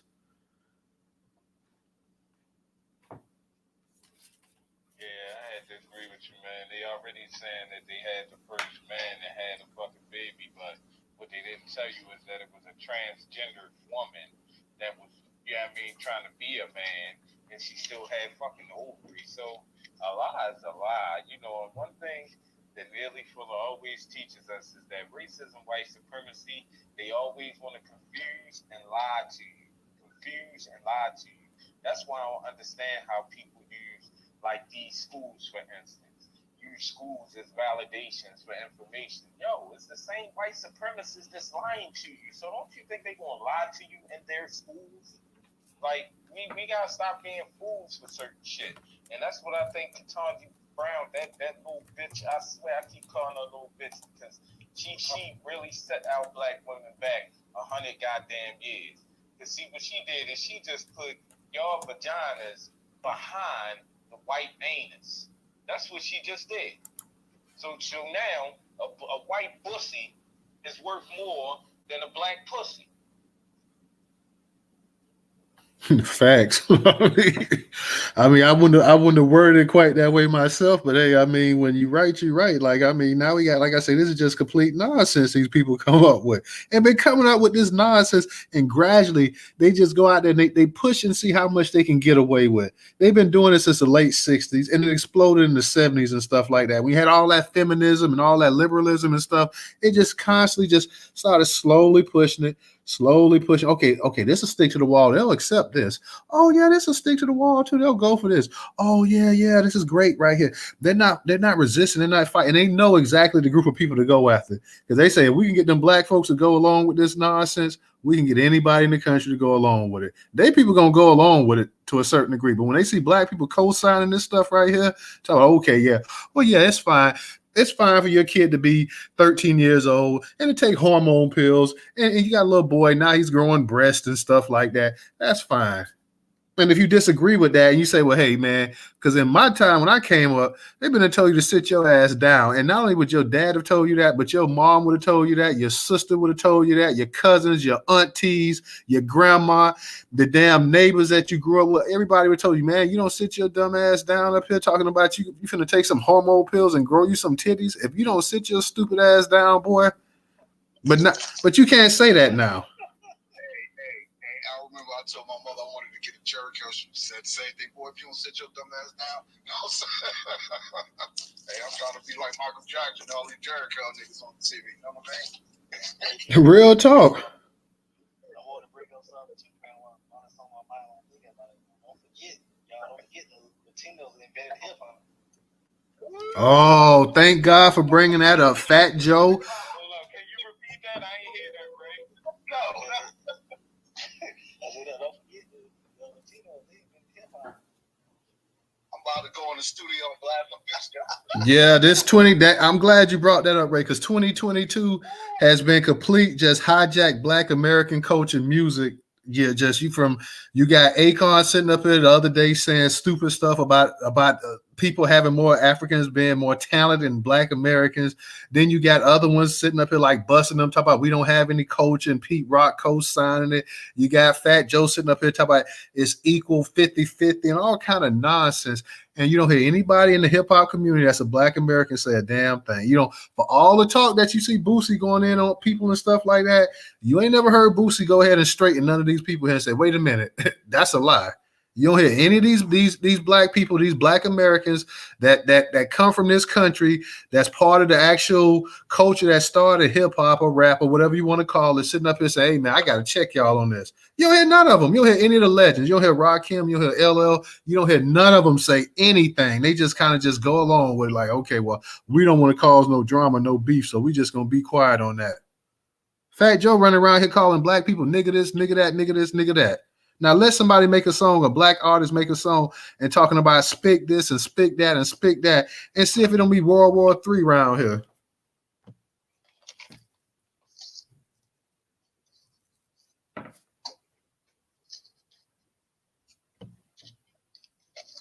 Yeah, I think the only thing LL spoke on was when they were trying to compare the old rappers to today's rappers, and he came out and said something about that, but he didn't speak. Nah, that ain't trouble. That LL shit was disappointing. I'm sorry. You disappointed me, Todd. You know what I'm saying? I thought you was gonna go ham on DJ Academics. Hold on, let me take the blunt out of my mouth and always smoke it. Okay. You know what I mean? Smoking in the Joker weed. You know what I mean? But at the end of the day, I thought LL was gonna let DJ Academics or all people have it, yo. But he went light on that Joker. But shout out to MC Shan though. You know what I mean? He went ham on DJ Academics. But as far as the rest of these jokers, shout out to DJ FaZe. Go over to the Screw Tube, Michael Wayne TV. You already know what time it is, man. You know what I mean? We invented all this shit, yo. Show me your motherfucking goddamn MC Shan of Puerto Rico, Fat Joe. You know what I'm saying? Show me your motherfucking goddamn, Curtis Blow of Cuba. You feel what I'm saying? Face on fat ass. You know what I'm saying? Show me this shit, son. You know what I mean? And I'll show you mine, and I guarantee you automatic knockout, Tyson style. Straight up. Oh, you get tighter uppercut. Real talk, you know what I Whenever mean? you pull that card and ask them to show like I say, and you had a couple weeks, you had about a month ago, I believe, you had some dude sitting up here talking about, or maybe a few weeks ago, talking about that, and much respect to him because he was a great artist, a legend, an icon. But he was sitting up here saying that Bob Marley was bigger than Michael Jackson. I'm like, bro, if you don't stop, if you, yeah. Like, man, if you, I remember seeing that. yeah, it was on Twitter. Somebody on Twitter posted that or whatever, talking about that Bob Marley was a bigger star than. I like, man, if you don't stop that. Bob Marley was a great artist, man, but we got 15, 20 artists right in this country that we could top. The only person you can bring up is Bob Marley. Okay, we got Stevie Wonder, we got Ray Charles, we got Whitney Houston, we got Aretha Franklin, we got Marvin Gaye. I mean, we got Janet Jackson. The list goes on, really. If you really want Diana Ross, I mean, stop it, man. Please. And let's not even talk about the groups like, I mean, from Boys and Men to the Temptations, the Four Tops, the Commodores and stuff, Lionel Richie. Knock it off. Stop it. Too much credit because he can't compete with none of those artists, bro. In that light. And I understand he died early in his career, but let's think about it, man. You know what I'm saying? If we're talking like a particular form of music that we like, we ain't listening to that, certain revolutionary music. And then the revolutionaries that we was listening to was people like Gil Scott-Heron. I didn't know about Gil Scott until he died, yo. Real shit. You know what I mean? Because a lot of that music, like, the Lost Poets, you know what I'm saying? I mean, the Last Poets or whatever, a lot of that shit wasn't, played in my household. We mainly like certain hit records, certain things that was back in the day, you know what I mean? Certain underground joints, you know what I mean? But certain revolutionary music, we weren't really hearing that in the household. When I first heard NWA Fuck the Police, I was a kid, bro, listening to this shit. I wound up finding the tape in the tape deck, trying to play some other music, you know what I'm saying? I said, oh, NWA, what's this? Fuck the Police. Oh, shit, what the hell? Let me listen to it. Let me put the headphones on so nobody hear this. Oh, fuck the Police coming straight. Oh, shit, yo. This is fire, yo. You ain't never heard nothing like that, yo. So when they talk about, they ain't created what? Hey, listen, man. It's okay to be proud of the mariachi band, bro. That's fire. The salsa band, fire. I've done a lot of salsa parties. Merengue, I love that shit. But this shit over here, soul music, jazz, R&B, rock and roll, hip hop, house music, disco, Man, do we really gotta talk about this shit? So why y'all trying to disparage us? Tether Rhymes, you know what I'm saying? It's saying Pete Rock said the toasting came from Jamaica. How, bro? The sound system, y'all notice they keep bringing up the sound system, right? Yo, the phonograph was invented in America. You know what I'm saying? Not Jamaica, man. You know what I'm saying? Let's get that right. The Japanese, they perfected it. Give them credit. The Technique 1200, it is what it is. It's the greatest instrument on the planet. You know what I'm saying? Even better than a keyboard or a piano, a grand piano. You can't fuck with no Technique 1200 because this shit right here is like a weapon, yo. You know what I'm saying? Trying to tell you. That's why I try to tell Sister Mr. Zell. Hey, if you're gonna go get a turntable, just go ahead and get that 1200. Don't even think about nothing else. It ain't got to be brand new, but just make sure you get one. You know what I'm saying? It could be one from 30, 40 years ago. That shit work better than anything you got in your crib, yo. You know what I mean? I thought it was funny when the Italians asserted themselves inside the conversation. It was like, well, Italians contributed aliens. Like, if y'all don't shut up, everybody. Come on, listen, man. You hear people like Third Base, and you know what I mean? What was you know what I mean? What's the name? What's the name of that white girl? I can't even think. Help me out, trouble. Third Base. Yeah. See what I'm saying? I can't even tell you right now. You know what I'm saying? They popular as hell. You know, shout out to House of Pain. You know, other clues like Cypress Hill. I thought House of Pain and Cypress Hill. Yeah, we respect that. You know what I'm saying? Yeah, we respect that shit, but they know and tell you too. There's some black shit we doing. You know what I'm saying? Eminem even said, what the fuck was the line? I do black music and knowing skills. Something like Orange Pill. You know how this motherfucker be rap. Don't make no sense of shit. Look. Since you had the British explosion and stuff, when you had the Beatles and you had all of them in the '60s imitating actually the Motown sound and Otis Redding and all the rest of them stuff. And let's not even go back to even in Elvis' time when they used to sneak into black parts of neighborhoods and listen to that music and stuff like that. Let's not forget that used to have these white kids used to buy black music and they had to put white people on the cover just so their parents would allow them to listen to the music. So all this nonsense and this talk, every time a black American invents something, it's like he always has to give equal credit to somebody who had nothing to do with it whatsoever. And I like and let's not forget how much they stole from us. I mean, absolutely. And I like reggae music to a certain degree. I used to like Shabba Ranks and I like Mad Cobra. I grew up in Florida, so we listened to it and stuff like that. You know, we listened to it and we give them beats. Bob Marley was a bad boy. Peter Tosh and all the rest of them and stuff. We give them they due and respect. Like, hey, this is a nice art form and stuff like that. But don't sit up here, man, and tell a bold face. Michael Jackson is the biggest star to ever live. Okay, don't sit up there. I mean, Bob Marley wasn't bigger than Prince. You know, let's stop the nonsense. Bob Marley wasn't bigger than Whitney Houston or a bigger star than Aretha Franklin. I really don't understand why there has been a push or a need for a comparison on that level. Jamaican music has its own genre. So if you want to compare an artist, a Jamaican artist to anyone, compare Peter Tosh to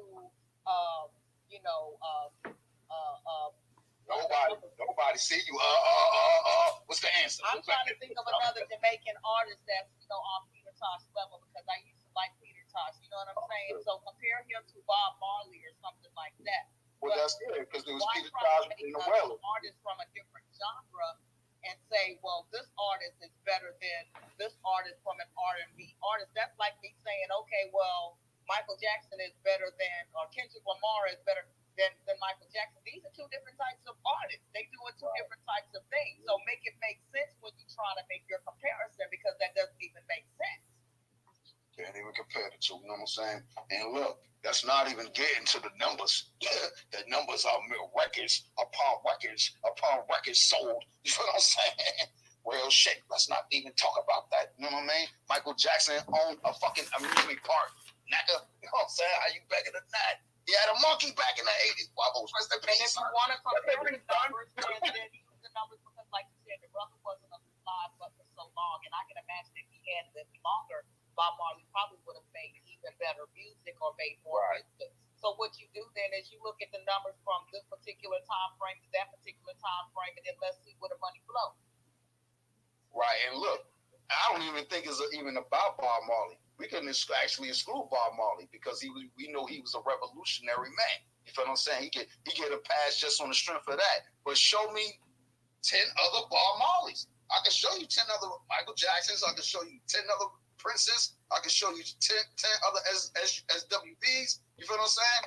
Come on, yo. I can show you a whole bunch of you know what I mean, Redmans. I can show you a whole bunch of outsiders, the Tupacs, like just sitting right here on my block. You know what I'm saying? Waiting to be discovered. You know what I mean? Real talk on that. Y'all know what the guy Derek Chauvin that killed George Floyd. Did he get 20 years in prison or did he get 21 years? Anybody knows?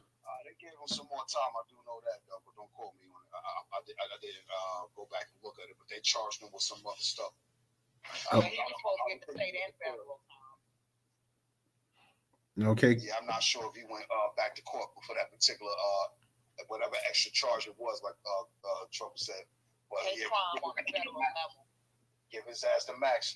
Oh, that's the max. They charge him with a hate crime too? Yeah, on the federal level.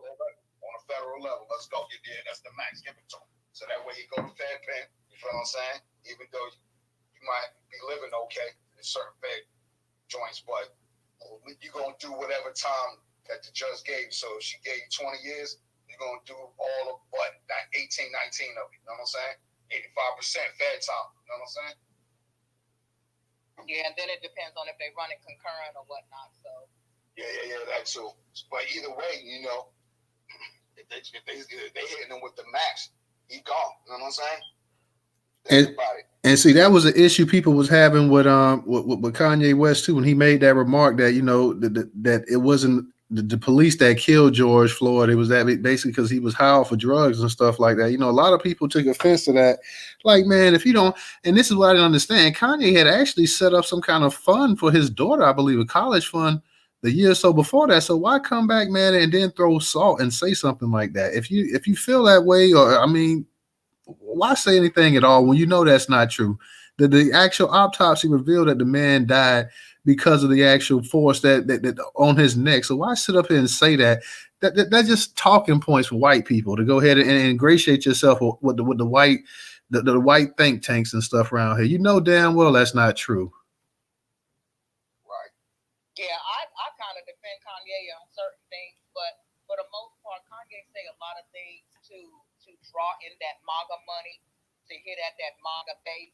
So he'll come out and he'll hit at the Jews, and then he'll turn around and say something about black people to try to make it, to try to make it even, or maybe he wants equal hateful smoke coming from both sides, or but Kanye really just, they say the brother missing, ain't nobody heard from him in a while, but he just need to go and sit down somewhere for a little while. Hey, hopefully he have his nigga wake up moment. He's just somewhere at one of his houses or in his studio all day chill. I'd rather have you doing that than versus not muting your mic. You know what I'm saying? Right. Last I seen online, he was supposed to be somewhere in Africa. So, hopefully he will get good sunshine and, recognize what he got over here in America and then come back and shut the whole hell up. Word. Hey, Kanye, if you listen, I'm gonna hit you with a Just Blaze skit right here. State property, man. Yo, can I rap, son? Nah, I stick to making beats, bro. Get in the boards, bro. You know what I'm saying? Nah, get in the boards, bro. Hey, let me ask you something real quick, DJ. What are they still talking about with Akon? Because I know he's supposed to be setting up one of those. What kind of cities they call them again? The basically yeah. And so yeah, smart city. But it's basically been bankrolled by the Chinese, though. Am I correct on that? 1,000%. Okay, so basically the Chinese gonna own it. $500 million loan or $1 billion loan or something like that. Which ain't no money, to be honest with you. You know what I'm saying? If you're talking about building a smart city, you know what I'm saying? But here's the thing, though. How's he gonna pay that money back? He's gonna have to have investors come in there and start buying land up, and he's gonna have to make his money that way as well, too. So how is he gonna possibly do that? First of all, can these foreigners even be allowed to buy land in that part of Senegal, wherever he's trying to build it at in Ghana, wherever he building that? Who cares? You know what I'm saying? F that nigga. You know what I'm saying? It is what it is. Yeah, Stop running your mouth about Chris Brown. We don't want to hear anything about your thought on reparations. It's not important. You feel what I'm saying? We don't need your help. So the real gist of the matter is, and I'm gonna still answer your question, Suzanne. If it's so bad over here, right? If it was so bad over here, right, Akon and all y'all other foreign artists or whatever, if it's so bad over here, right, and America ain't shit and all this other stuff, and you supposed to be all black and all this other stuff and African, powerful to people, then why didn't you take anybody from over here back over there? You feel what I'm saying? That means you don't care about us black Americans. That's what the fuck that shit mean. So you just pretty much used us for a come up. You feel what I'm saying? So F him, you know what I'm saying? I hope that shit fail. I don't really care. You know what I'm saying? I'm not a hater. I'm just telling you that it ain't gonna succeed. Because the Chinese gonna take that shit from your dumb ass in the future. And you ain't gonna have no a smart city. You know what I'm saying? This Joker, he's gonna be the Chinese tool right here to get further in Africa. They got them a perfect blackface, and he's an entertainer. And he's gonna be the perfect tool to go ahead and get them further into the continent to own more stuff. So it's a smart move by the Chinese and whatnot. Because I mean, like you say, what is that $500 million ain't nothing, man. And if you talk about building a city, and nowadays,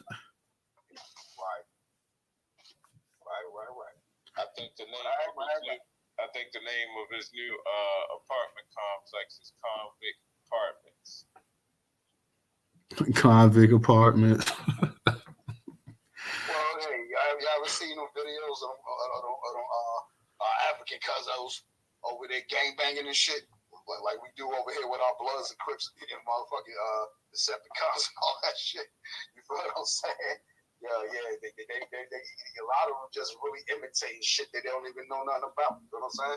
So yeah, pay attention to that too, man.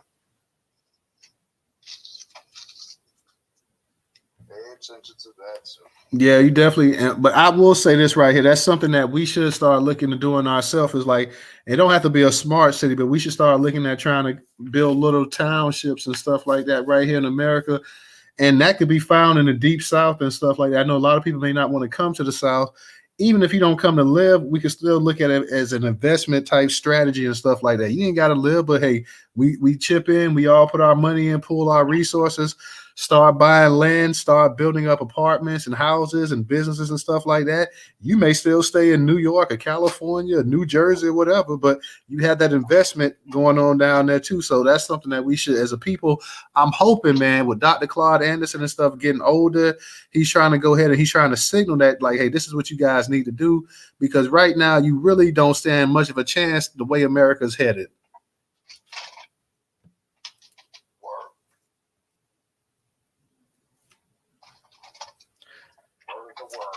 Has anybody heard anything lately on the Jalen Walker situation? Nah, not at all,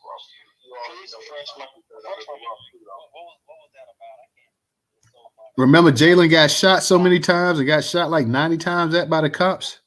Nobody 90 times or 90. 90. Hit him 60.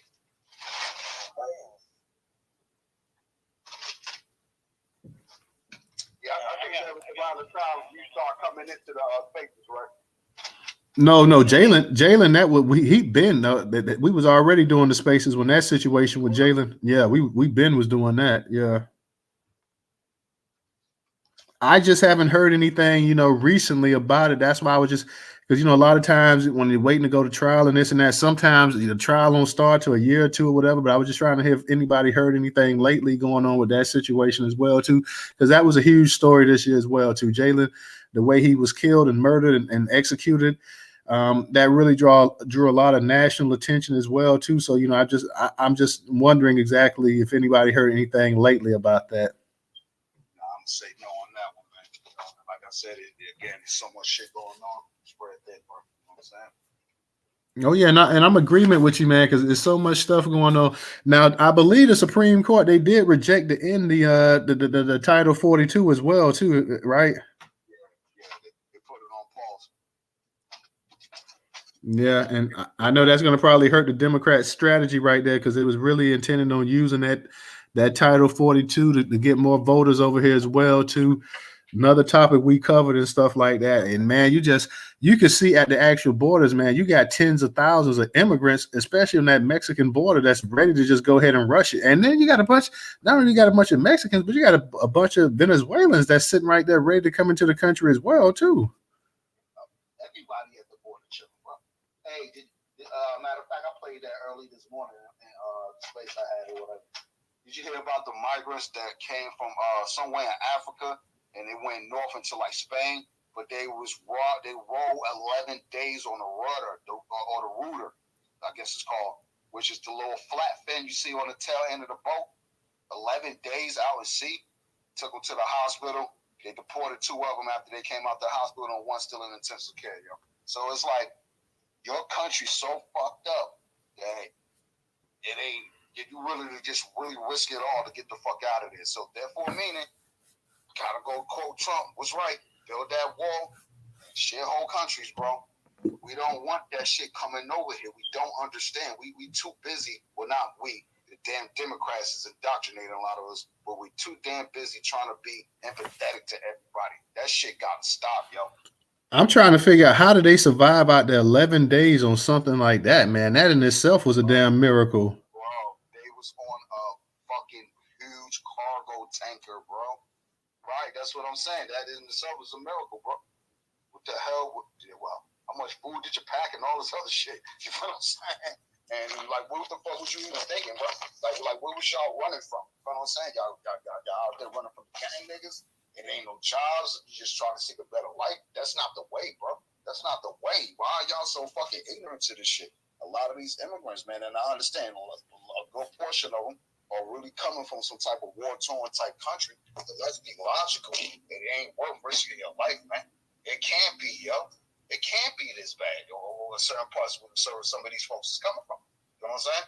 That's why I understand what the Republicans are saying about the Title 42. A lot of these so-called, got my fingers on migrants, you know what I'm saying? They're not seeking asylum. Because otherwise, if they really did, they would just do it the right way. You know what I'm saying?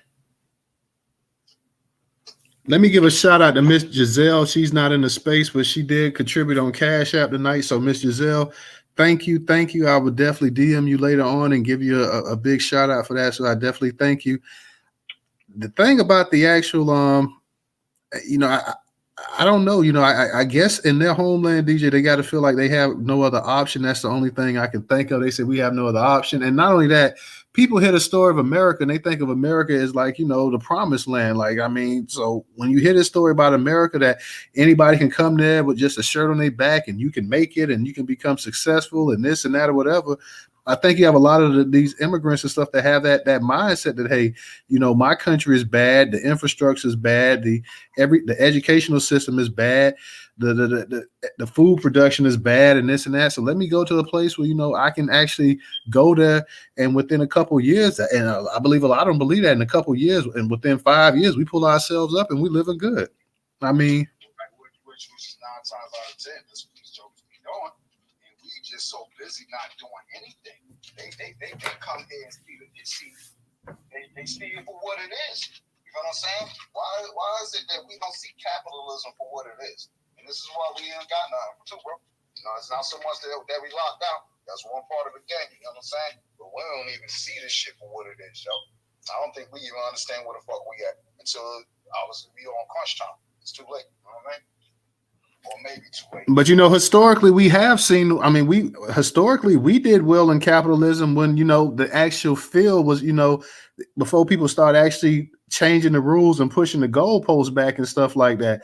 Whenever you saw black success or whatever, it was always met with some kind of new law and some kind of restriction, some way to go ahead and to change the actual fair play about things. I mean, think about all the highways that's been run through our neighborhoods and the redlining and just think about from the time from Jim Crow and sharecropping to after the Civil War. Think about all of the black townships that were up and doing well and comparable to some of the smaller white ones and stuff in those areas. And white folks just wouldn't leave it alone. So think about up in the 50s and the 60s up there in the Midwest, and you had these car industry, you had the car industry and all of that, and you had a bunch of black middle class coming, until they started going ahead taking those jobs and shipping them overseas and stuff like that. So whenever you've had black families, think about all the drugs that they went ahead and dumped into the actual communities and stuff. Once you did the integration and you started having a certain demographic of black people, some of the most successful ones leaving, you say, hey, let me go ahead and further this. Let me go ahead and dump this into that. Let me go ahead and start setting up housing policies and stuff where, you know, the nigga man, he can't stay in there with you, girl. You go ahead and pick. You want that nigga man in there, or you want this nice 2-3 bedroom apartment for your kids. Simple stuff like that. Same thing with the black men and stuff like that, targeting them as well as the women. So it's not always been, you know, the capitalism aspect. We handle that. We handled it, and we handled it damn well. We started creating businesses and everything else and was thriving, and the black dollar stayed in the black neighborhood. But when you get hit with any and everything, which the other groups, Latinos don't get hit with, Asians don't get hit with, Arabs don't get hit with, East Indians don't get hit with. None of these people get hit with the kind of stuff that they've hit black people with. It has an impact and an effect on you. So if it had just been capitalism and they had left things alone, and that's why they couldn't do that. Every time they saw that black people was coming up, they said, well, you know, the black population is starting to grow in this country. We need to go ahead and dilute that and water it down. Let's go ahead and let's bring some white immigrants, because before we started talking about the ones from Mexico and from the Caribbean and Africa, they started bringing their own white folks over here, giving them free land or land for pennies, putting them in position to be successful. As soon as that you start seeing that, they start seeing the black families, even after slavery, was still big, still having a bunch of kids, still having this and that or whatever. See, that was great when you was on them plantations, and they could use that labor. They can use you to go ahead and be the next generation of cotton pickers and planters and everything, tobacco growers and everything else. So that was good for them to keep having them kids. But when you start having these black families start having that, they had their farms and stuff like that. They had their kids, and they was working and making money for them and stuff like that. Then you like, hey, let's go ahead and, you know what? Y'all don't need all them many kids. This is what we're going to do for you to go ahead and keep it down so y'all don't be impoverished for decades. We'll go ahead and we'll bring something called abortion here. And that'll help limit your numbers. And it'll help keep you from being impoverished. You see Bill Gates sitting up there talking about the nonsense. He talking about population control and this and that or whatever. He telling the Africans over there population control will help you from being impoverished. No, dumbass. What'll help them from being impoverished is getting a hold of all their resources and taking control, building up their culture, building up their educational system and sciences and stuff like that, and being in complete control of their resources. And then they won't need you. But that's the whole catch. They want us to need them. No matter what part of this world we in, they want us to have to need them and depend on them. So that's how it is. Like, so I don't think capitalism, I think black people would have been successful whether it was capitalism, socialism, communism, whatever ism it is. Black folks would have been successful because, truthfully, if you want to talk about it, the world has always had capitalism in it. It's always had socialism in it, whether varying degrees or whatnot. It's always had those in it. So if they just would have left us the hell alone, then we would have been just fine. But they couldn't do that. They couldn't do it without changing the rules, as always. On that, bro.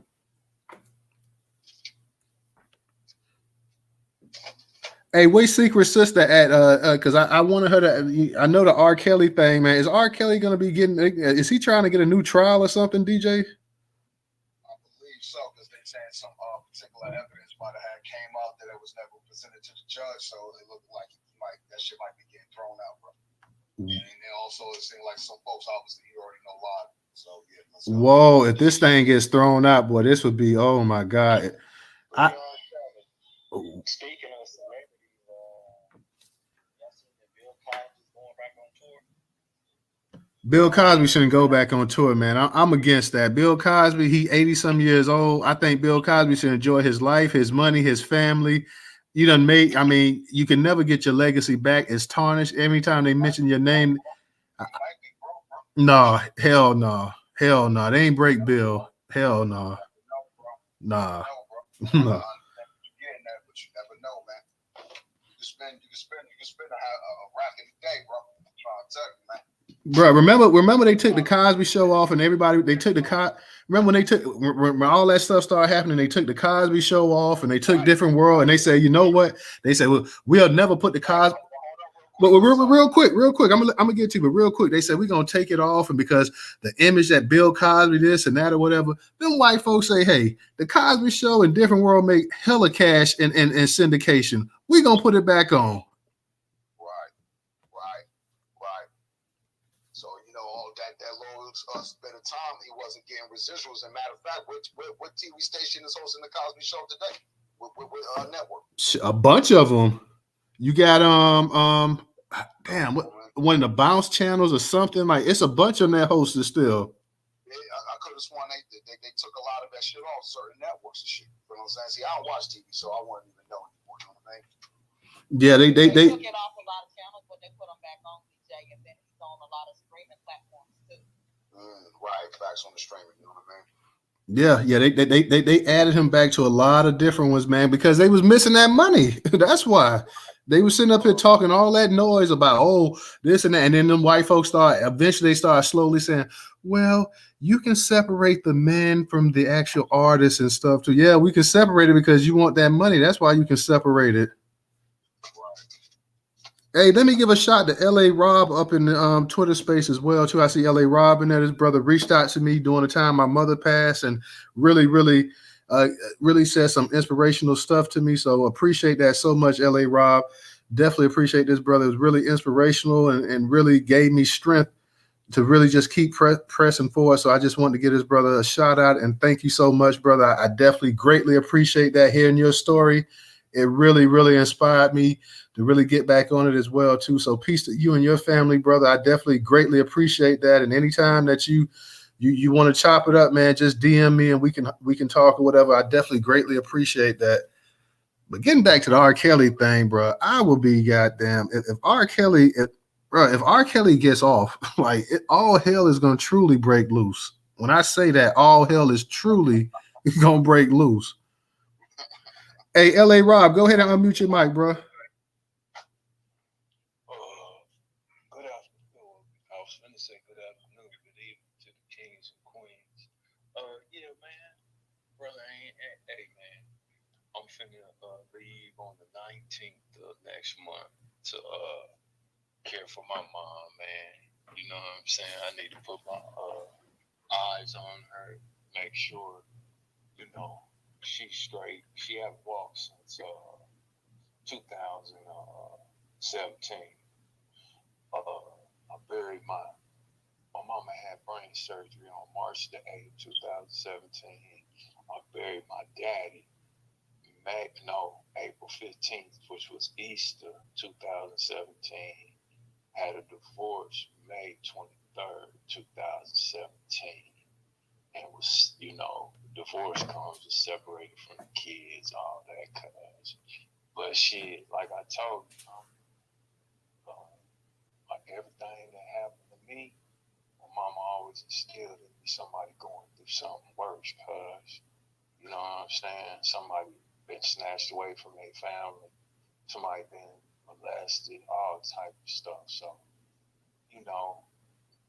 like I told you, you know what I'm saying? Your mama gave you life. It would be real tragic if she had to bury you, cuz, growing up in LA, choices I took, my mama didn't have to bury me, but a lot of my homeboys, they not here. You know what I'm saying? So, there's gonna be a time for everybody, cuz, you know what I'm saying? It's just, you cared for your mama, and then, you know what I'm saying? Well, she cared for you first, cuz, and then you cared for her. So that's how it's supposed to go, pimpin'. You know what I'm saying? But man, you gonna share this to someone else. You know what I'm saying? Because you're gonna have some of your friends, whether they home boys or home girls, you're gonna have to, you know what I'm saying? Share it with them, pimpin'.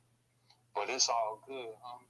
You reached out. I remember when you started this, man. You reached out to me. You always been saying things that's positive, cuz. So, it's all good, homie.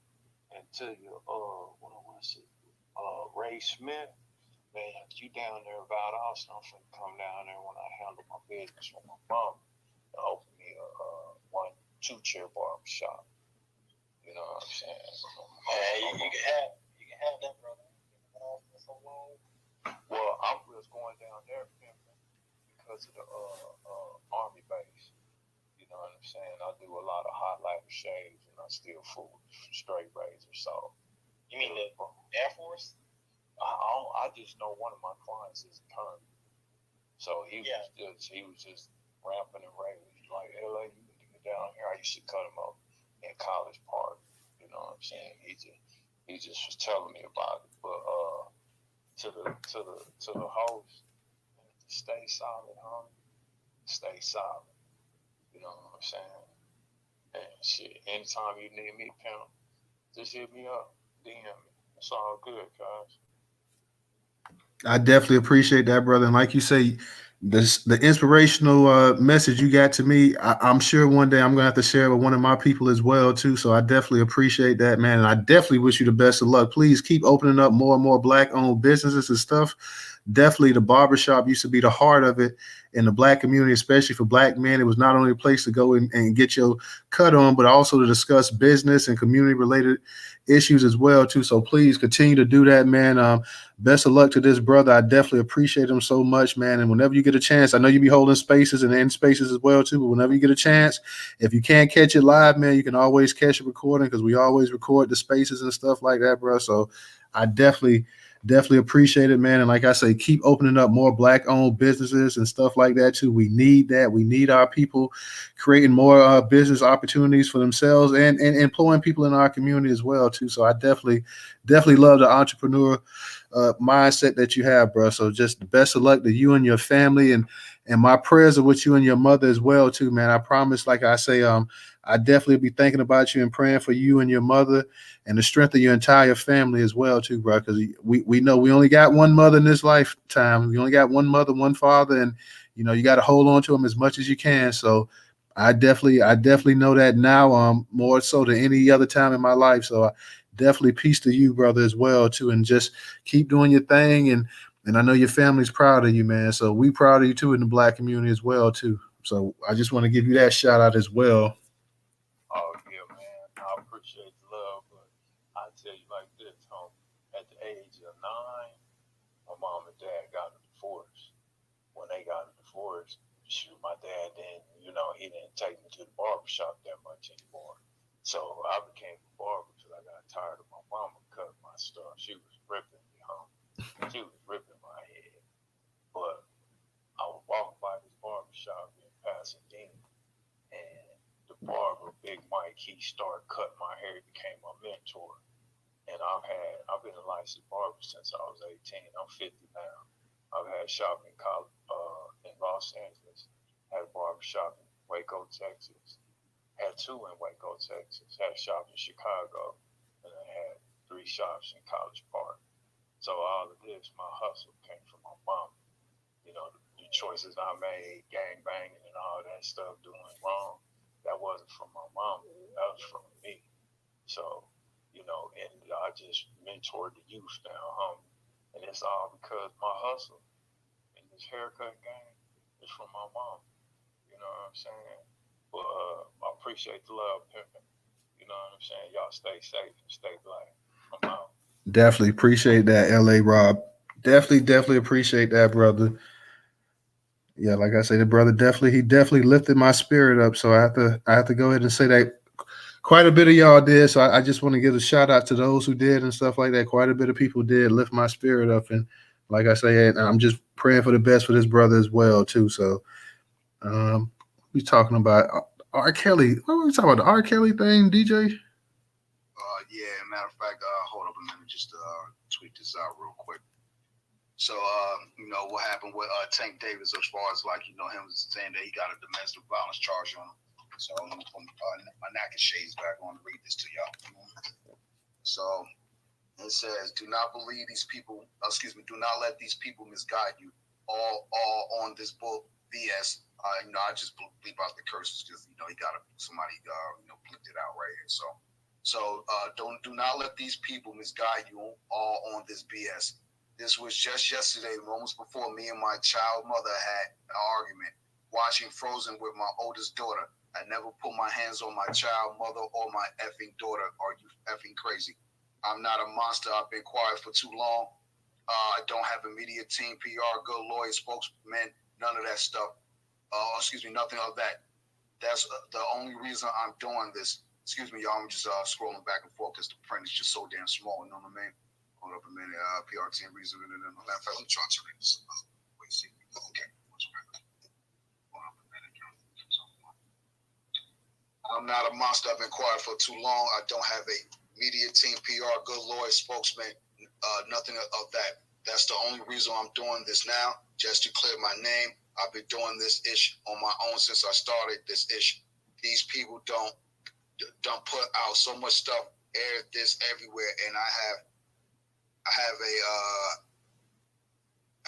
effing helicopter flying over my house now as I write this because they look at this ish as money to them and trying to get as much money as possible. They rushed to my child mother, offering her $50,000 just to press charges, like they did with my first child mother. So bad they couldn't get her, so they got a lady they claimed she was into the mess. Also, a lady that So they got a lady they claimed she was into the mess. Also, a lady that's known for suing people for money reasons. They got her, which I have to pay $300,000 to, and didn't lay a finger on her or even know what this lady looks like.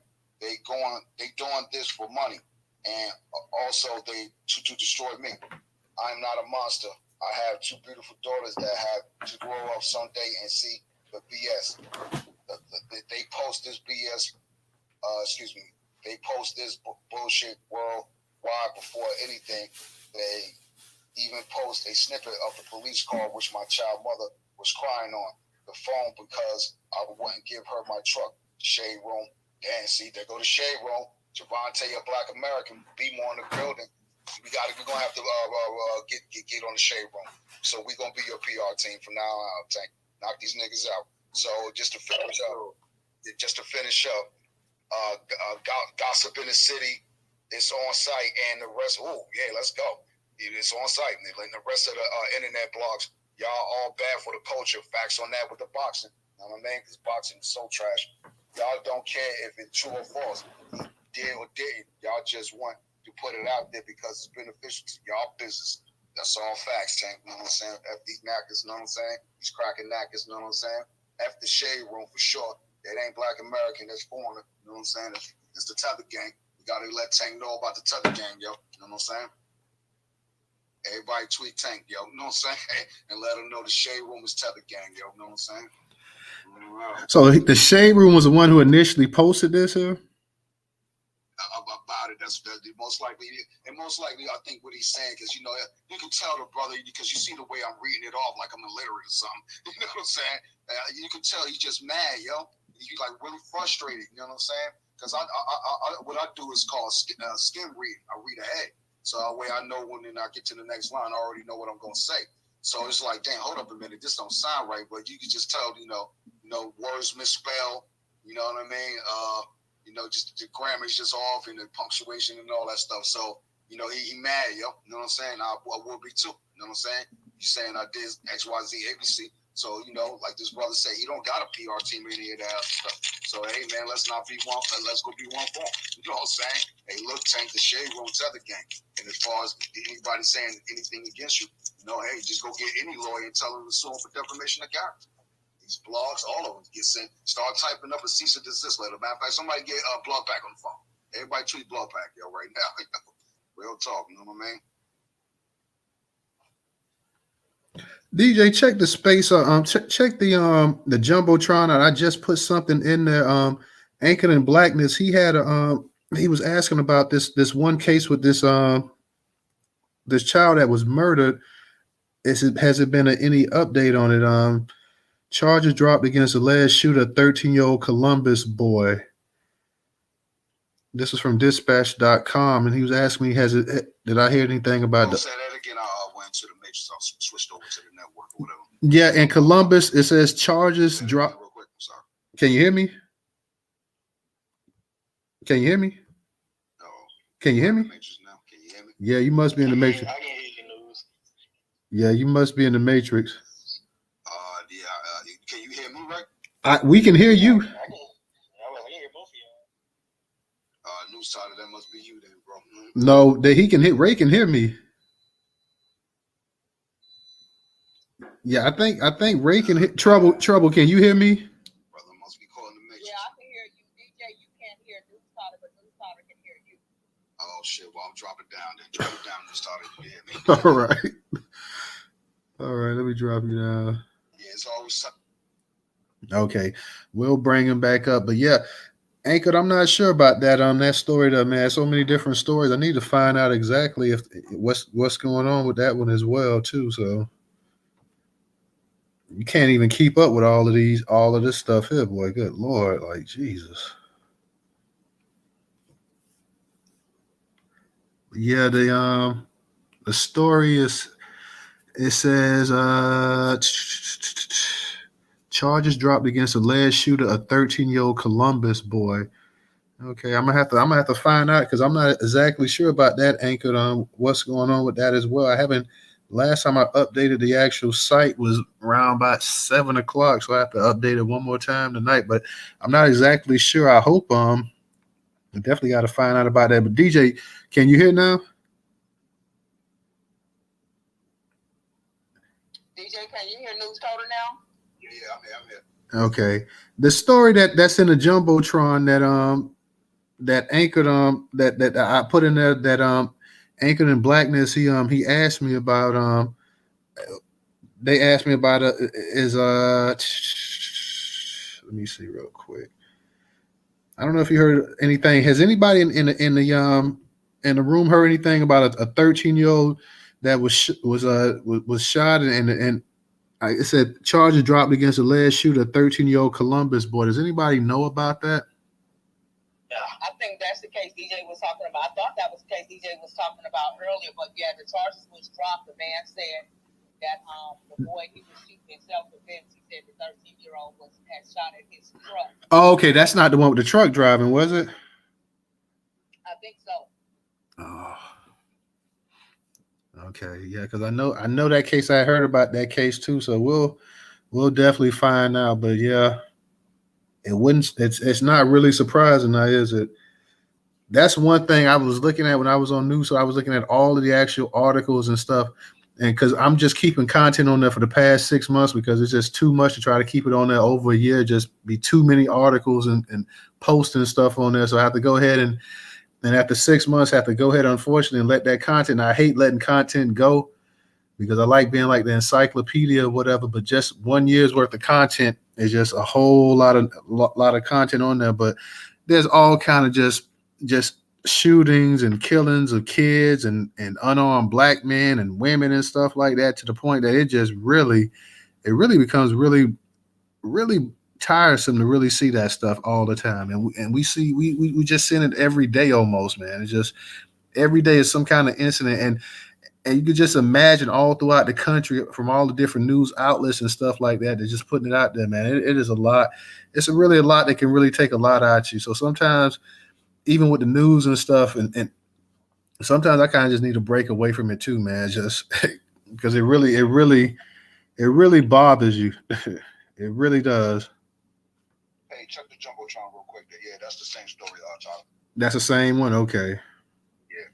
So Anchored, yeah, I guess that is. So he did get off. They didn't decide not to charge him, right? And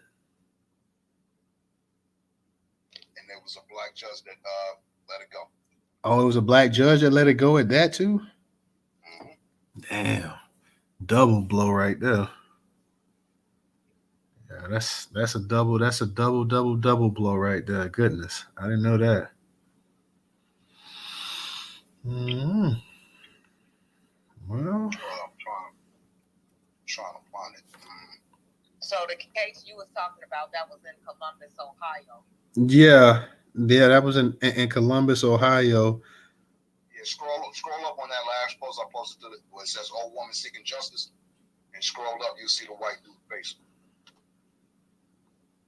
Okay, old woman seeking justice. Yeah. That's it. There'll be no. Yeah, unfortunately, Anchor, yeah, that has been updated. Unfortunately, they're not going to do anything. So, Yeah,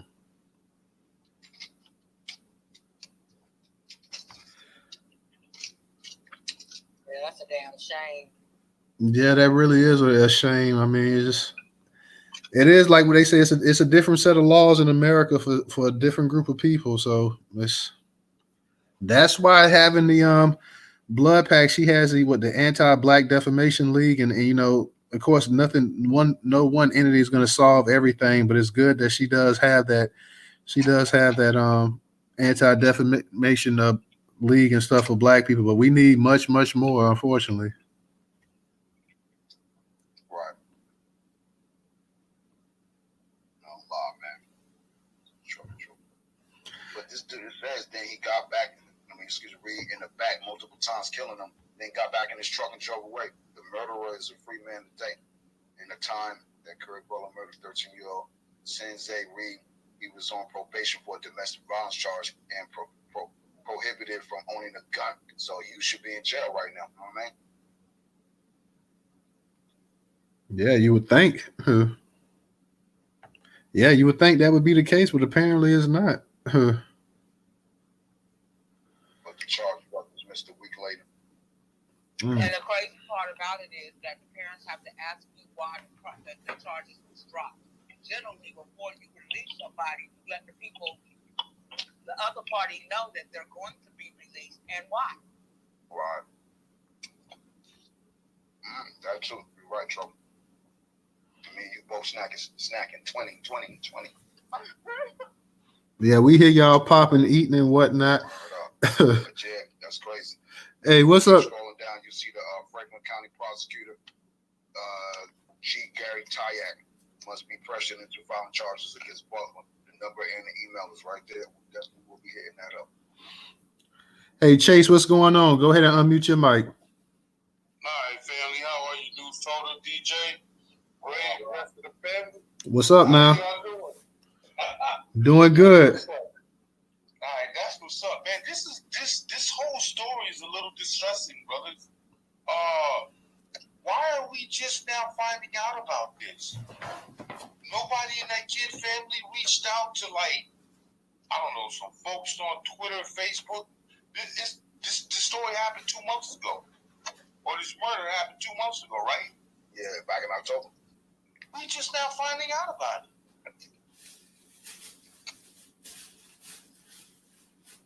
Bro, I don't understand that. They didn't find out about that for a while. They had the video floating around. Kind of giving that vibe.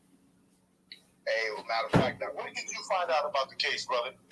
just right now today, like the rest of us. Yeah.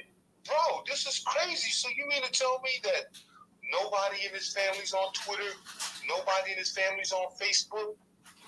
This didn't get out. I mean, bro, that's kind of odd. And this seems like to be happening a lot, bro. We don't find out about shit to a month or 2 months later. What's up with the family? A lot of people don't be on social media like that, and sometimes when you're in a situation like that, I guess if you're not on social media, maybe you don't think to get on social media like that. But because I didn't find out about it till today, I think Tyreek had posted it up.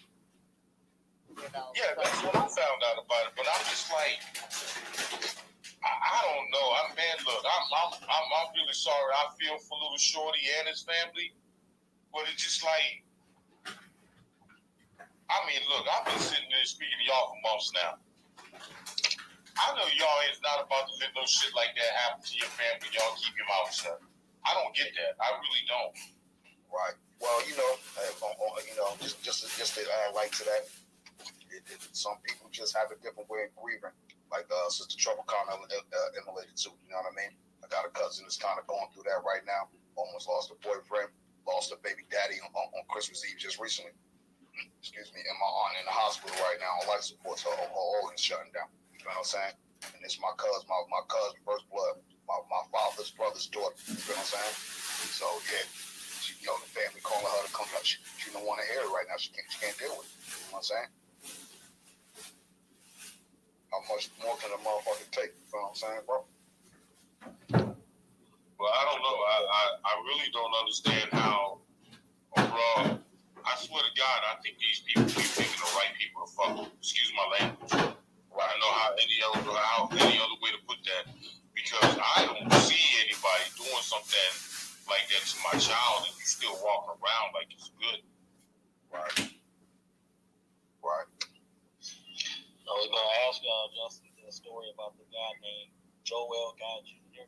He's 28 years old. It's another Jeffrey Dahmer case, essentially. He's 28. He murdered his parents. He disassembled their bodies, cut them up and stuff. Dissolved their bodies in some type of chemicals because he was trying to investigate on the black bills or something. He stabbed his father 42 times, his mother 33. That's another thing that got swept on the rug this year. Y'all hear anything about that? Nah, I think I did hear about that. Just to add on to that one, that little black kid that wound up shooting his mother in the head, although because she told him to get off the video game. Oh no, she wanted to buy him like a PS5 or something like that, and he wound up going to the lockbox, got the pistol and shot her in the head. But he said he was just trying to scare her. Well, why would you even think of doing some shit like that? You intended to do it, and then they said he used her credit card to order the exact same game she told him that he ain't getting in the first place. And then one cousin was saying, it's like, excuse me, he got no remorse, man. So you gotta lock this joker up forever, yo. He's a killer, yo. For murder. Straight born. How old was he? Like 13, bro. Yeah, he won't be locked up forever. He can't have no juvenile locked up forever. Eventually, you gotta let them out. It's like cruel, unusual punishment. Well, they were talking about starting him as an adult. You know what I'm saying? 13? Bro. Damn. Nah, they can only lock them up to the age of 21. They charge kids as adults. I remember a case in Florida several years back where I think it was a 10-year-old kid did something, and they were trying to charge him as an adult. You know, it's real crazy out here. Going back to the case that we was talking about with Sensei Reed, the 13-year-old boy that was killed by the white man. This article is saying that a felony case being dismissed by the municipal court is typical protocol for the county prosecutor. The next step is normally indictment, and then the case will be picked up by common pleas court. But right now, there is no word on when or if that will happen. Yeah, you know, if they was going to indict him, they would go ahead and already indict him. Right, especially if you have real evidence. They're not going to give nobody a chance to run. Or even be free. You know what I mean? Yeah. You know, it costs money to keep you jail. I apologize. Let me rephrase that. They're not going to give nobody black a chance to run. There you go. I was just ready to say that. There you go. It's sad all the way around, man. But, you know, speaking to that case with that 10-year-old kid, where was the daddy at? Because it seemed like that kid didn't have a foot put up his ass in all those years he was living. Ain't no way in hell I would try that in the head over the game. Yeah, ain't no way in hell I would think about doing something like that to my mom. Word up. That was my kid. You might as well go and lock me up too. So I'm about to beat this joker half to death. You know what I'm saying? Barely leave him a limb hanging, you know what I mean? Or intact, you know what I mean? Yeah, man, I don't know what's up with this new generation. Like you said, that stuff like that did happen in the 90s and, you know, in the late 80s when I was coming. You know, I don't know what's going on with this new generation. I know I had switches sitting in my corner when I came home, so that was my generation. I came home and switches in the corner was letting me do, you know, I done did something, somebody made a phone call, or that was my warning today. Hey, Trouble, do you know what was the worst thing of all? Is when your folks make you pick the switch. Yeah. I know I go with the belt. Go with the belt. I would pick my sister's switches and she would pick mine. And sometimes being spiteful, I would pick the biggest stick on the tree and my mama would turn around and spank me for being ornery, for trying to get her murderized with the switch I went and chose. So that was sort of like, you know, woo, had to be careful with that. Trouble, you and Trouble trying to switch it up on Mama like she ain't it. Word up. I'd be like, yeah, she deserved this whooping. Mama, get her with the big stick. My mom look at that stick and she say, go give me another one. I go back and get her another one and get my ass tore out the frame with that one. Real rap. Shout out to the mom. It's a fine line. There are some parents who go too far with their kids and they actually abuse them. They don't understand discipline. They don't distinguish between discipline and punishment and just total all-out abuse. You know, I got my tail tore out the frame, but for the most part, the majority of them, I deserved them. I knew I was gonna get it, so I went for broke in everything that I did. I made sure when I got my butt tore out, it was gonna be worth it. I stood there and waited on it because I knew it was coming. And when I didn't get it, it left me scared for a couple of days because that was Mama doing mental warfare. Right. You know, my mom used to say, "I owe you an ass whooping." Oh hell no! Did y'all ever make the fatal mistake of grabbing the switch or the belt? Man, who you telling? My mama got me on and like, you know what's going on?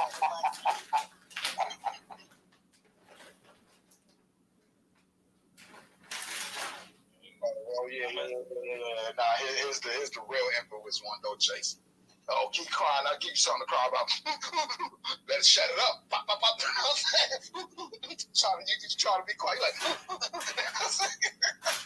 Yeah, listen, that shit causes trauma. You don't got a whole world of pain on your body, and you're crying. You're trying to let the shit out. They tell you, stop crying. I'm gonna give you something to cry about. You like, you're choking, trying to breathe out. Man, that's traumatizing. That shit is like some Chinese water torture shit. And you know how We were abused, bro. I apologize.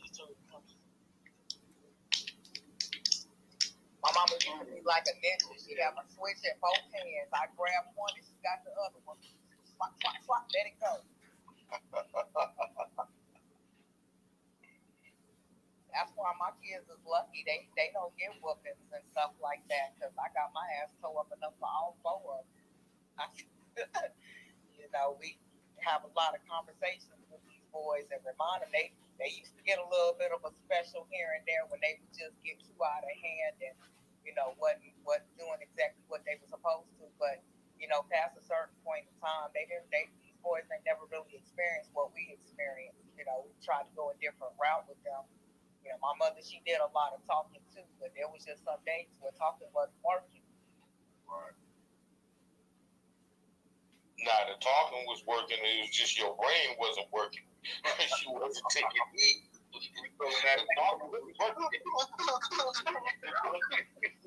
what they used to say, a hard head to make a soft ass. well, what's the other one? The rod that spares the child or something like that. Yeah. Spare the child, spoil the child, spare the rod. Right, something like that, right? Yo, I think that was the worst because I had the type of grandma. She was sweet and all lovey-dovey and everything. But when she would beat you, she'd be quoting Bible verses. Yeah, my grandma Lucy was like that too. Well, and look, spare the rod, spoil the child. Wah. You better shut it up. Listen, my mama knew I couldn't stand Bible verses, so it would be a choice. Get your butt cut or you recite 3 Bible verses from memory. I just look at the switch like, can I get the switch? Because Word. get this over with. I need an ass whooping I don't remember anyway. You know what I'm saying? Trouble, you was a heathen. 3 Bible verses, that's easy. Yeah, she wouldn't let me memorize the ones I already knew. I couldn't do Psalms 23. I couldn't do the Lord's Prayer. I couldn't do nothing. I couldn't do I would be like, Jesus was. Mary Mother Joseph, you know what I'm saying? Look, surely just start quoting the actual books. Genesis, you know what I mean? Revelations, you know what I'm saying? Leviticus, John. Deuteronomy, you know what I'm saying? Just start quoting them, know what I mean? I don't know the whole thing. Probably would have got away with that. Yeah, I used to follow my mom to church as a kid, and I really ain't had no other choice. But when she hooked up with them Pentecostal people, and they had this pastor named Sister Teasley, she was probably about 4'11", 380. And yeah, man, she dragged my mom dragged me and my dad to church. And I was like, and I'm telling my dad, I don't want to go to this church. These people, bro, we start church at 10 o'clock in the morning and we ain't getting out to 8 o'clock. The whole damn Sunday gone.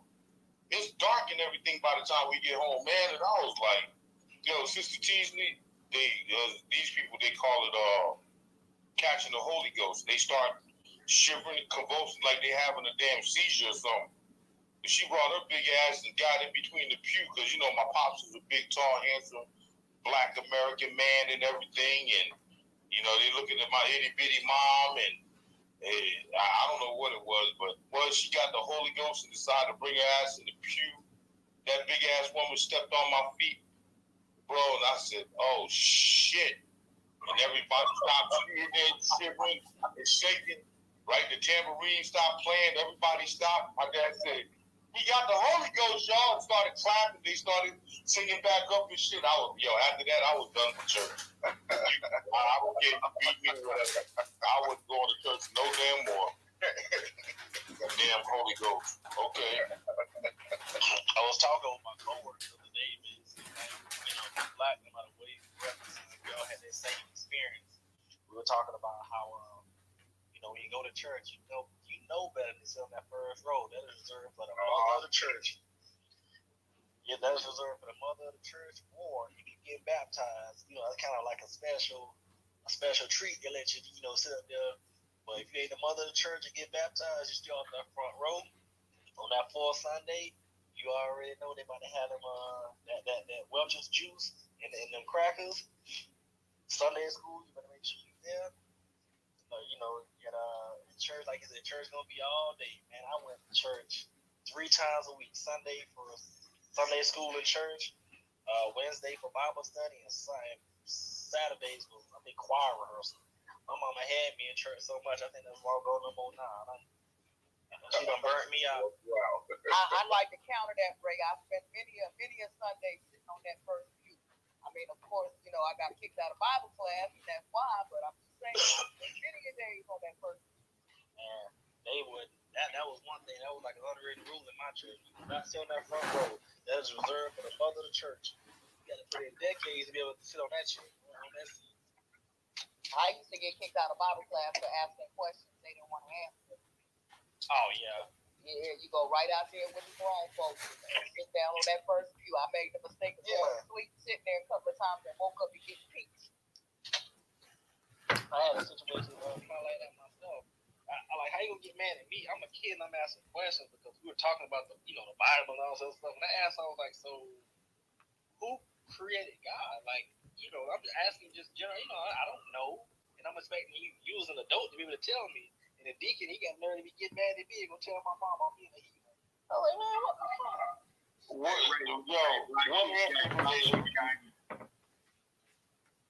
I'm sorry, what'd you say? Black sheep gang, you already know. What answer did they give you? Because I asked my pastor that same thing, but my mom's pastor. But I asked him where the dinosaurs come from. No, the answer I got, which don't make no sense, and I swear that I still remember this vividly. I was told that he created himself through his word, and I was like, that does not make any sense, and that's why I got called it. I was always told you don't question God, and I always responded with, I'm not questioning God, I'm questioning you. And then there was always that get out, get out. I don't want to answer this question. That was a cop out. That was their way of running. That was.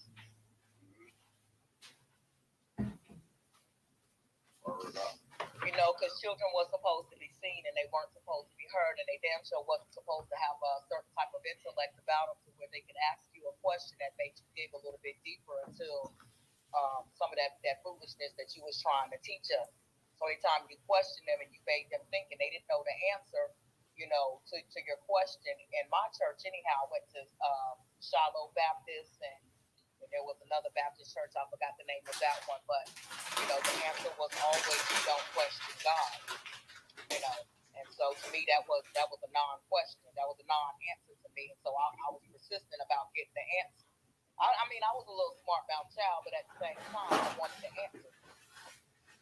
No, I definitely feel you.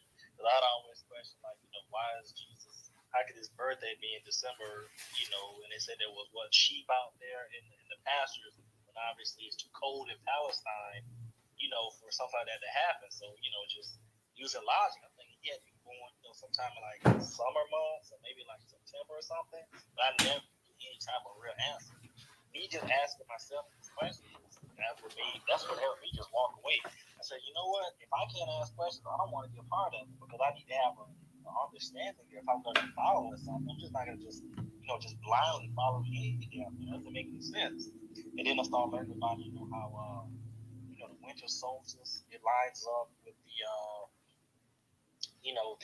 the death of Jesus and the resurrection, and Nimrod's birthday is actually on December 25th, which is supposed to be the same day as Jesus. I learned about all these, and I was like, I've been following some bullshit, and I just walked away. Hey, Ray Herschel Walker, erection 42. Herschel Walker. The fact that Herschel Walker almost got executive scared, bro. So let me ask you, do y'all think at a certain point in time in a young man's age, if he's brought up in the church, that they wind up leaving the church and they're like, as soon as they turn 18, 19, they're done with church? Y'all see that? I'll speak for myself. Last time I did church, I'm going to get in 2014. I ain't looked back since.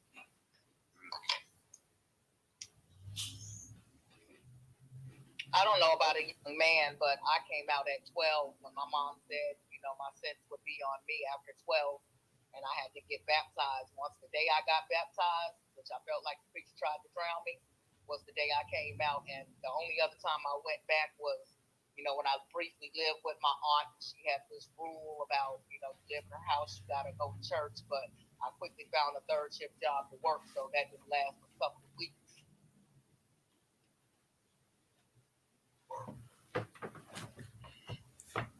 All right, fam, real quick, we're going to go ahead and get ready to close the space out for the night. So I'm going to appreciate everybody that came through. I'm going to let the co-host go ahead and get a final word in, and then we're going to go ahead and close it out for the night. Good, man. Had a lot of fun tonight with y'all, man. A lot of good discussion topics as always. For sure. We agree to agree. Good night, y'all. All right, y'all. We'll see y'all tomorrow. I'm thinking about maybe holding the space early. Tomorrow it probably won't be the regular 8:00 time, but I'll let you guys know. I'll send out some notifications. So even if you're at work, you can still listen to the space. But as always, thank you to the host, the co-host, the speakers, listeners, and everybody else. And we'll see you guys tomorrow night. Y'all have a good one. Much love. Good night, everyone. Good night. All right, good night, bro. Peace.